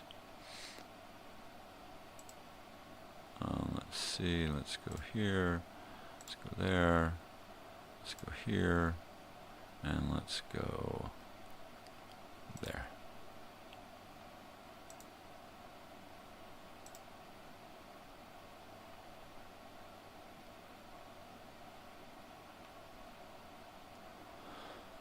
All right. Buster Brown. Okay, now I got it. Let's see. We got some slides here.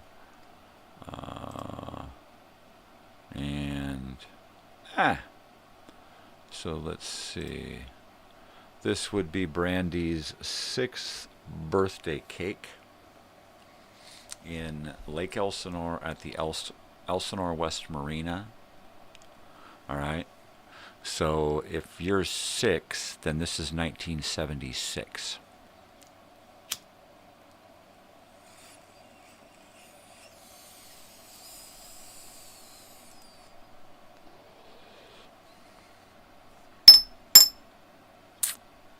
I remember that Playhouse. He must have done a great drug deal to get that one.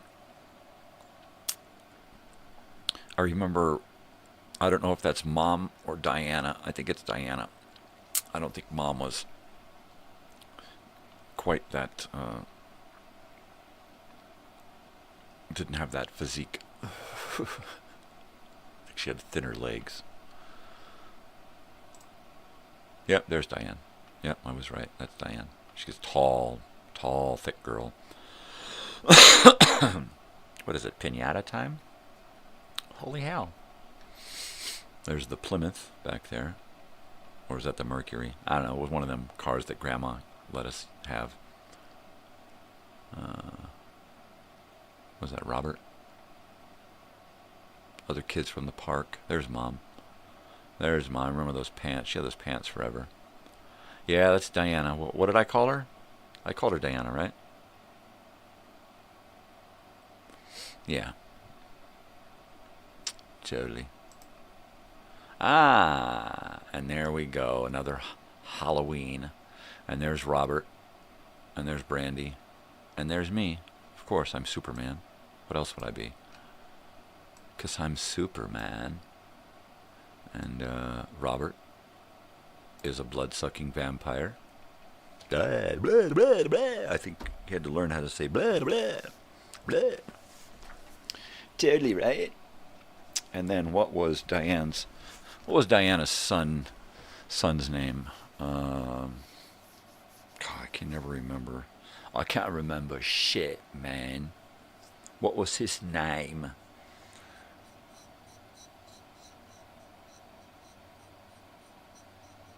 Yeah. It was something, yeah. I know he had a name.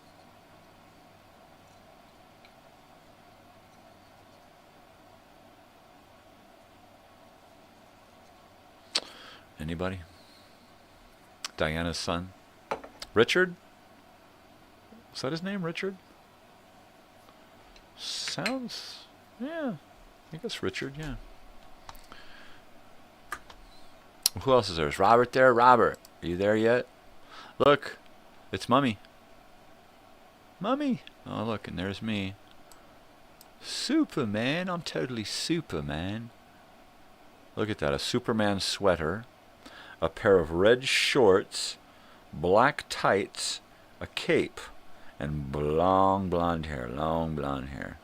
Richard. Yeah. Diana Carter, Richard Carter, right? Yeah, okay. So this is Machado Elementary, right? And this is looking toward Four Corner, right? So this is up here. This is what, Gunnarsson area. Wow. That is fucking cool, man. I think this was a generator back here. This was an old school style generator, and this was the vent for it so that it wouldn't pollute the kids.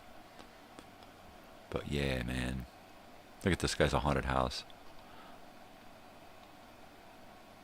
Fucking 1976 Halloween. That's crazy. Shirley Temple. Now see, I thought you were Mae West. Quite honestly. I think you were Mae West. Because your outfit is a little too adult. You see what I'm saying?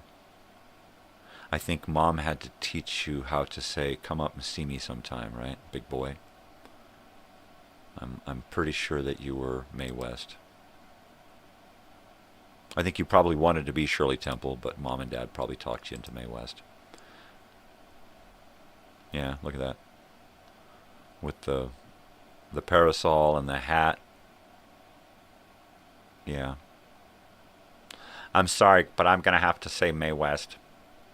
We were really into W.C. Fields and Mae West and the MGM Monsters. And yeah, I'm glad you agree, because I didn't want my brain to say, you're an idiot.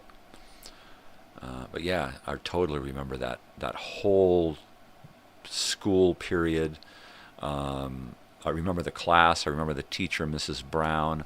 I remember stealing a pair of blunt-nosed blunt-nosed scissors to take home to use and getting busted. I got busted. I remember eating paste in her class. This is us coming out of the haunted house, I think. You go in and you walked through a thing, and then you came out the other door, if I'm not mistaken. They also had film festivals at this school where you could go and spend the whole Saturday in there watching movies, drinking soda, eating popcorn. Parents would drop you off for $1, and you could just stay there all fucking day. I remember doing that a few times. That was great. I remember those shoes there were just horrible, stinky shoes. I hated those shoes. And I hated wearing these tights. You know. They made me feel like a girl. I was a girly man. I was a girly Superman. Yep, there you go. Come up and see me sometime, big boy. And Robert, blah, blah, blah. And me, what the fuck am I doing here? Oh my gosh. Who dropped me on this planet? Am I really Superman? Somebody tell me. R. Let's do the alphabet again. A, B, C, R. Totally. Totally, man. Yeah, I dig that one. I totally dig it. I totally dig it. Let me get rid of that and that.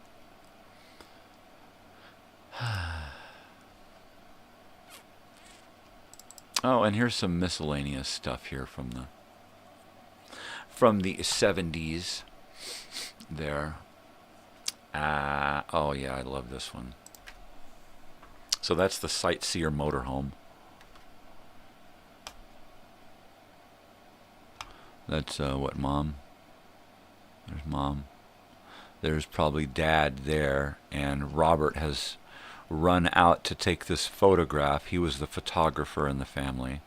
Of course, it's remarkable we don't see his thumb anywhere. Yeah, I totally remember sitting in the motorhome, you learning how to be Mae West. Yeah, that was funny. The comments are so delayed, it's hilarious. We are somewhere on our way to South Dakota. I think we're in like Utah or Colorado, somewhere around Four Corners or Idaho or somewhere. We're just out in the middle of nowhere. We have no idea where we're at. We're kids. And there's that dollhouse, that playhouse. There's a dog under here. I remember that curtain. I remember getting yanked into that door because I was crying. And how dare I cry outside in public and embarrass Father dear. Oh man, I hated that. Don't act like a kid, you'll get in trouble. Hey, look at that.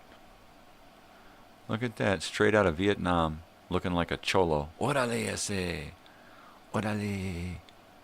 And that's probably me. This looks like little Robert here, so that's probably me. And you're probably not quite there yet. Not quite. Oh, and there's the best picture of the old man ever, right there.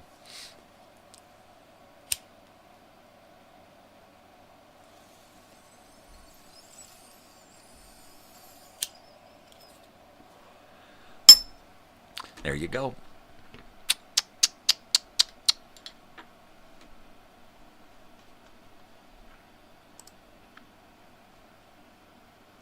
Uh-oh. Holy hell. Hey.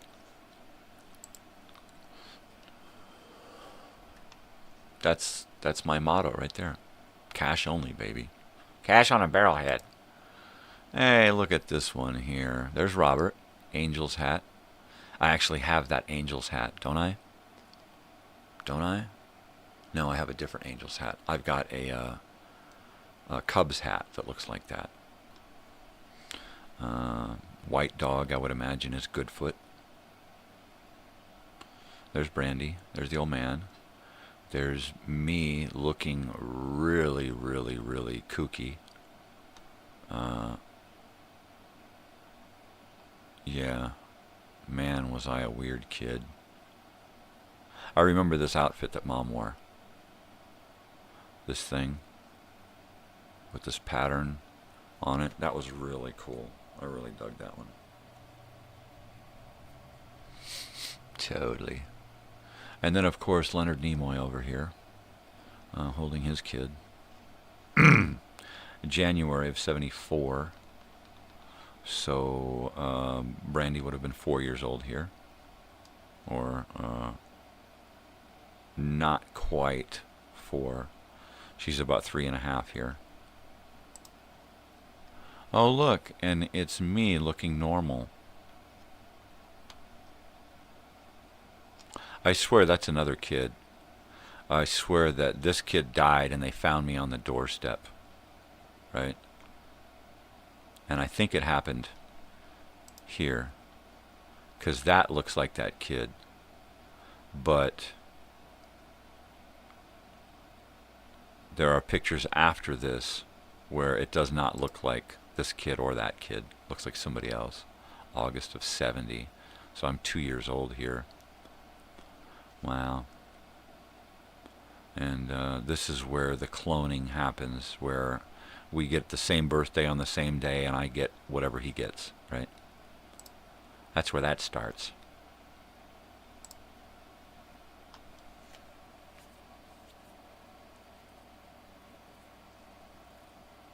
Wow. Those balloons, totally. Say 60s, man. That's some 60s stuff, man. Bozo the frickin' Clown. Robert's favorite show. Holy hell. Yep, I came along and turned his world on its end. Oh, and look at that. Now it's Halloweeny. And he's the Tin Man and I'm Casper in our store-bought costumes. Now the great thing about this photo here is all the elements in the background here. Especially up here we see George hanging on the wall. My father's short timer stick. And that fucking cool cobra and Buddha. You know, or whoever this is. One of them Indian goddesses or something, I don't know. One of them religious artifacts. And that fucking TV. I'd kill for a TV like this. That's fucking beautiful. Those legs that go all the way up. That go all the way up. Oh, baby, look at those legs. Oh, yeah, I could look at those legs all day, baby. Oh, let's get a close-up of them gams. Oh, look at those. Oh, look at those feet. Oh, baby. Oh, yeah. Just let me rub your speaker. Oh, and look at those rabbit ears. Oh, baby. I've got a great set of rabbit ears. Right? And they'll probably make it over to the Airbnb when I decorate the place. And here's the same photo, I think, just unenhanced. Oh, look. There you go. Who am I? What the hell is this all about? Who are you? Who are you? What's this? What's that? Look at that stereo. That's why I got like 3 of these. That's bitchin'. That's a neat lamp. Little crystal. The little speakers. That's great. And pre-enhanced. Oh, look, and there's Brandy. Little baby Brandy. November of 70. So that would make you, what, 2 months old? 2 whole months. I gotta warm up some of this coffee I have left. Don't nobody go nowhere. You can get a shot of brandy here.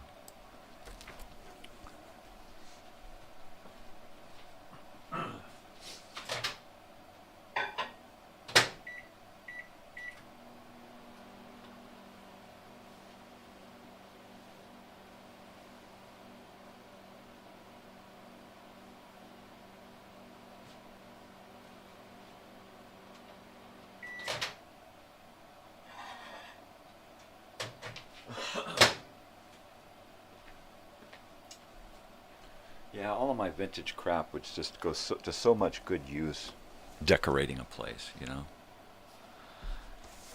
Yeah, I was Casper the Ghost way back there. Way back there. I was Caspar. Yeah, Casper. And there's, oh look, way in the background here is a picture of the old man as a kid. It's those little elements that I really dig about old photographs, you know. It's the little things.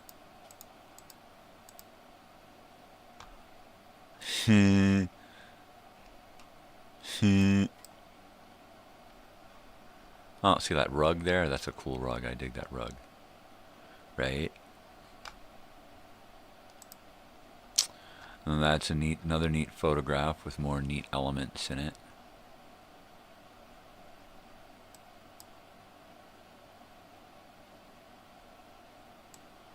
What time is it? Well, it's like almost 7:15. Is that an AM or PM? I'm going to say PM. Look at those eyes. It's bloodshot. And what's that? Is that a yearbook? Or some kind of plaque? Some kind of commemorative plaque. It's like a photo album here. There's that photo again. Now there's a photo of Grandma and Diane, or no, Grandma and Sandy, and then maybe Bill. Is that who that is? And look, there's the old man's pipe. I remember we had those candle things forever. Incense burner. Another candle holder. Those colored candle holders. Totally. Oh, baby powder. Baby powder. Baby powder. Oh, look at those legs. Oh, baby, look at those legs. Oh, yeah. Look at those gams. Oh, sorry. Yeah. Anyway, it's like that, man. That's some great stuff. That's just great stuff, man.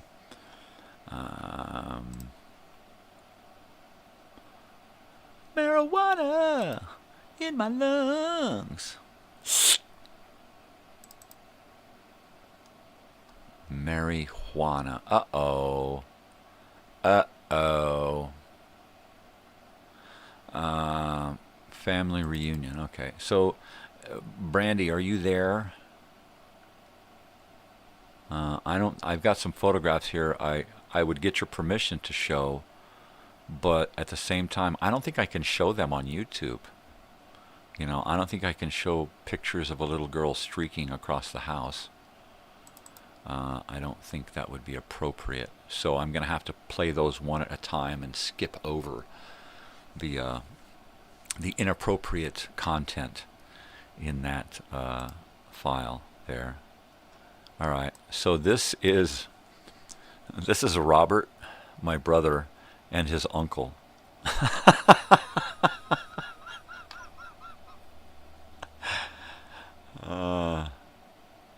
I'm sorry. I don't know what you said yes to. You have to give me a specific answer when you say yes, you can do this, or yes, you are right about that. But if that was a yes to give me permission, I still can't show them.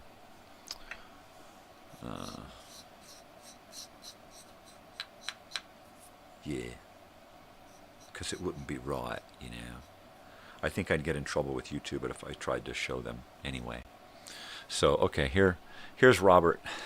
Here's Robert over here. I had to switch cameras. Here's Robert, and here's his uncle. So, you know, now you see why I was laughing. They're practically the same age.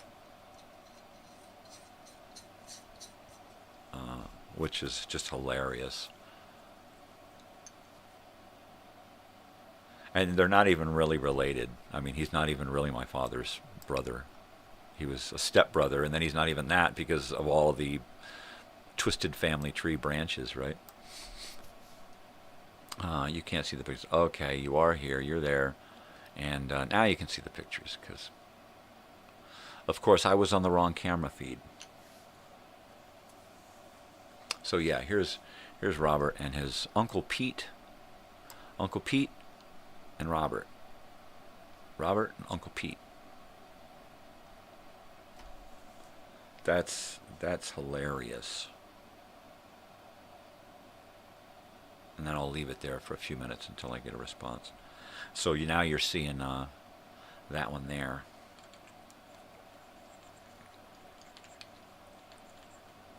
Yep. Bobby. Right. Where'd I get Pete? What the hell did I get Pete? I don't know. My dog Pete. Pete Moss. Kate's brother. Uncle Bobby. Right. So they had the same name. Is that what it was? Robert and Robert. And who does he look like? I mean, he looks like a... Kind of reminds me of a kid actor. Kind of like... Maybe he's one of the McNichols.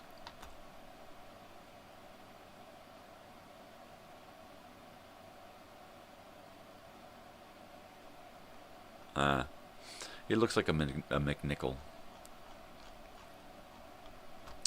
That is Glenn and Sandy's backyard here.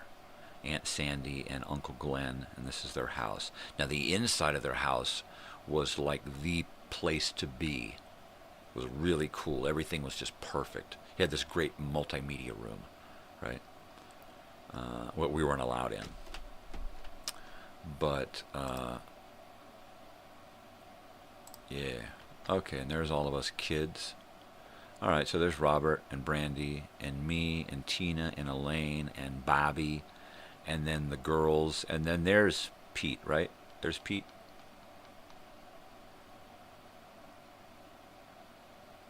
Or is that... That's Bobby and this is Pete. Bobby and Pete. Help me out here. I'm going to leave it here for a little while. That was Uncle Pete. Thought it was Uncle Bobby. Okay, so you're right. So this is Pete and this is Bobby. And these are the 4 girls. And I don't remember any of their names. I know one of them is Valerie. Can you name any of the other girls up in here? I know all of these guys down here now and this guy here. But who are the 4 girls up in the top row here?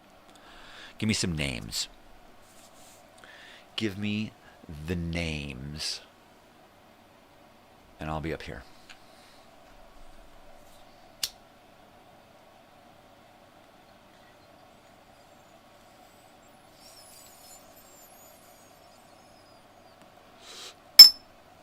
Totally. Yeah.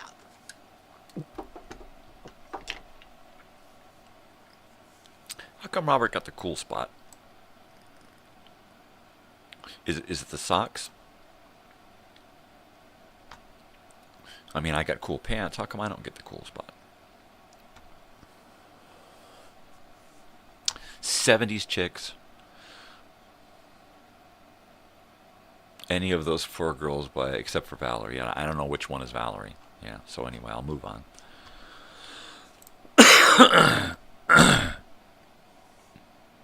El Capitan Beach, California. This is out in front of the house there in Upland, Ontario. I can't remember exactly. I think it was Ontario. Or was it Upland? So that's out in front of Glenn and Sandy's house. Neighbor kid. Don't know why we're taking a picture of the neighbor kid with cotton candy. This is, I'm going to say Elaine, even though I can only see that part of her shirt. I'm pretty sure that's Elaine. This is going to be in a school somewhere. No, at a park. And this looks like... I have no idea who this is. I have no idea where this is. I don't recognize these hills. Or this row of trees. I'm going to say this is early 70s. Where was this photo? So this is going to be mid to late 70s. So one of these has got to be Brandy. And I'm going to say it's this girl here is Brandy.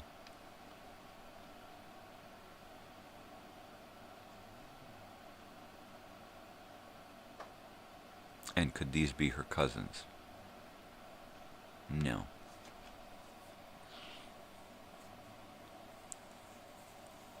Yeah, I remember. Yeah, the kids were always hustled off into the kitchen and the dining room area, off into one particular room where we were allowed to be. It was either there or outside, and we had to have a reason to be inside. You guys are having something to eat? You want a snack? What's going on, right? And so this is like the patio porch, right? And this is where we were allowed. We weren't allowed in the living room. We weren't allowed in the kitchen because we weren't allowed to go through the fridge. Yeah. There's Robert and Pete out there running mucks. I'm not authorized to run muck, sir. Oh, and there's Grandpa. There's Bob. There's old Bob Mondre. Grandpa harassing his daughters. 'Cause yeah, he had young kids. Sandy was the oldest, and she's living here, and she's married, you know, and everybody else has got kids, you know, the same age as his kids, and it's like, wow, because he married a young woman, Gloria. But God, I wish we could have more pictures of the inside of this house, right? Because there was always a lot of 70s going on in this fucking house. Yeah, a lot of wood paneling. Uh-oh. Stuntman. This looks like a park somewhere in L.A. And who is this? This is not me. I didn't play like that with Robert. This would be me back here, hanging out by a tree. Now that would be me. I wasn't into physical play, or this is me, because there's a finger there. I know that's Robert. I recognize Robert's hair anywhere. Like, even then it was thin. So that's probably my thumb this time. And, okay, so this is not I'm not even here. This is Robert on a field trip, or in 6th grade camp, which is more likely, because of all these guys here with cameras. So this is probably 6th grade camp.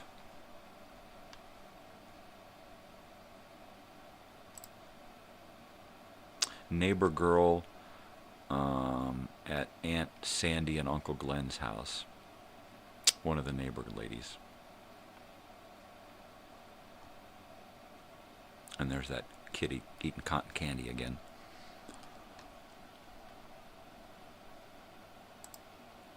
All right, and so this is Little America, somewhere in, I don't remember where that was, near Four Corners, somewhere in on our way to Nebraska, South Dakota area.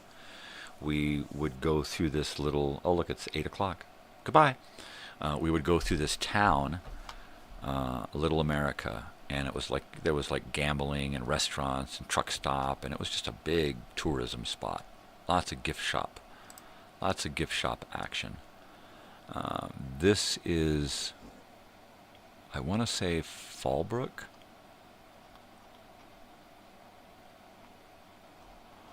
I want to say this is Fallbrook, and we're outside on the concrete.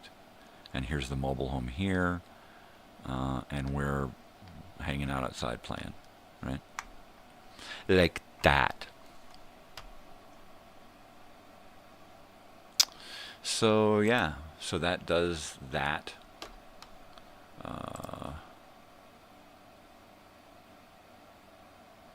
Got some Lake Havasu photos here.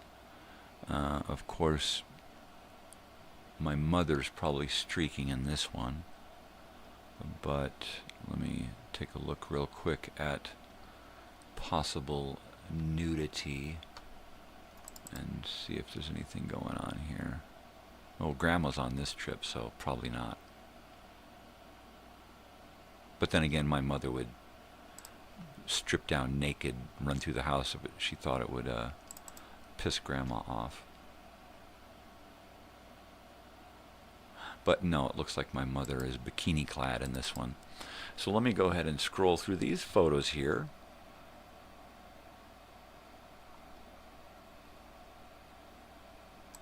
because this is one of those things that I talk about, going to Arizona and getting on a camp-afloat and parking the van up on a pontoon and then floating it around the lake, right? And it was all of a sudden the pontoon boat becomes a motorhome or a houseboat because you've got your stuff on it. And we loved that van. This van, we did so much in this van. It was freaking awesome. And this was one of those little coves in Lake Havasu where we would just pull out and just spend the weekend, you know. And it was freaking. I could smell it right now. I can hear it. I can taste the air. I mean, it's a great fucking place. And there's Grandma. And I think at this point we're on our way out or on our way back. There's electrical stuff for the dam. Of course, I don't know who would set a radio right out here on the edge when it could just drop off into the water. Did we lose that radio? I would expect so. Looks like Mom's driving with the help of Brandy. And there's Grandma. Rowdy, crazy Grandma.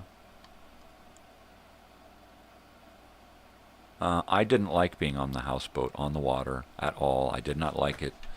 I was uncomfortable. I was afraid of the water, basically, and I did not like to get in the water. I didn't like the fish nipping at my toes, and I didn't like to be on this big, giant, flat thing when the waves were rolling around and we got this, 3-ton van bouncing around like this. I hated it. I just hated it. It was the scariest thing in the world to me to go out on this boat. In the water, life jackets, using life jackets as floaties, because we didn't wear them on the boat. And then is this? Oh, she went out there to float and be naked, right? I got to go out here and get away from Grandma. Get naked. And there's me hiding under the thing here to get away from the big bees and stuff. Well, we haven't lost the radio yet. Radio's still around. What's this, a camera? Binoculars. Binoculars. Looks like somebody put the pillow on the floor here. Totally cool. Uh-oh, Robert's going to stabilize this thing. Get on there and fix that jack, Robert. Fix it. The old porta potty toilet. You had to have one of those. You got to have one of those, man. Oh, look, there's me. Hi, Captain Bligh. Arr. Mr. Christian! Mr. Christian! Arr. Captain Bligh. Look at me. I'm wearing a life jacket. I'm like probably the only one wearing a life jacket at this time on the boat. Right? Nobody else wears a life jacket. Not even the dog. If you look at anybody else on the boat at any time, nobody's wearing a life vest, right?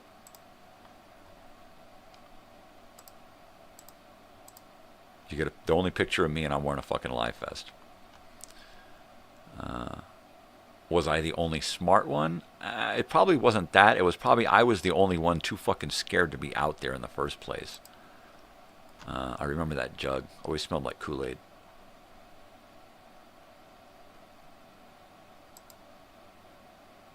Well, look at that. Doesn't she look like she's supposed to be there, right? There'd be a map. There'd be a map of where we are. Where are we? We be here. Totally cool.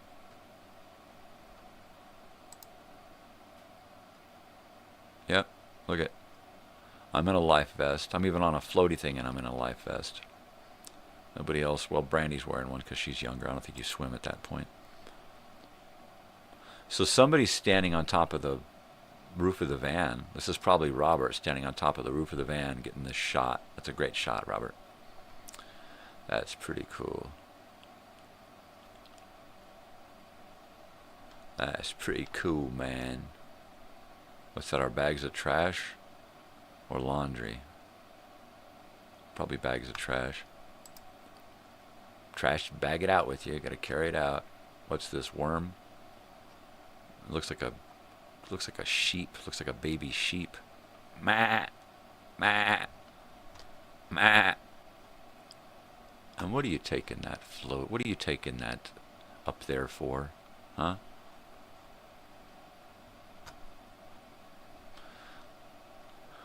Grandma's like, I gotta get out of here. I need a cigarette break.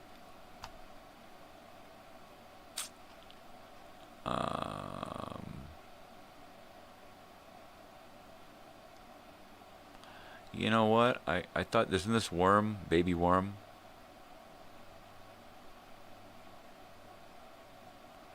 And this is Buster.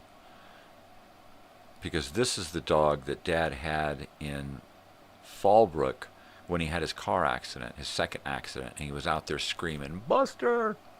With his cut open chin.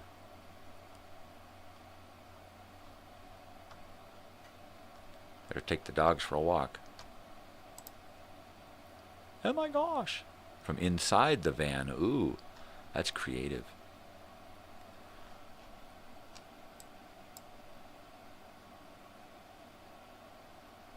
Yeah, totally, man. Totally.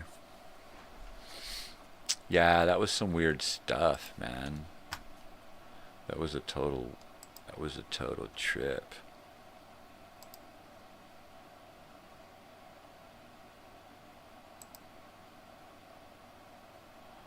Ah.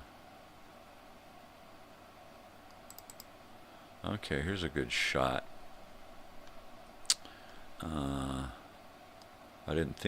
We didn't get to see this one from Halloween of 1976.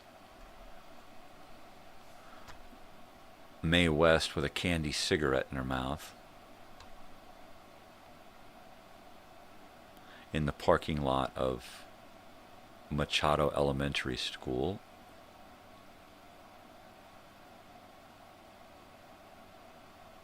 These two cars right here are fucking awesome. I'd love to own any of these three cars right here. In any of those colors. That's beautiful. I've already had one of these Volkswagen buses. But I'd kill for one of these. It's fucking awesome. Wow. Alright. Isn't that cool? Isn't that cool? I think we're going to leave you with this photograph today. It's after 8 and my house is waking up and I got to get rolling. I got stuff to do, places to go, people see, all of that stuff. So, yeah, it's been awesome. It's been awesome. Thanks for the whole reminiscing thing. Flashback Friday, man. If you ain't flashing back, you're flashing forward. So let me roll up some end credits here. And I will see you guys tonight. I promise. I'll be back tonight at 5. Okay? So, come back and see me then. All right? Be kind, spread peace and love. And, most of all, stay friggin' weird, you bunch of weirdos. And I'll see you tonight. Adios.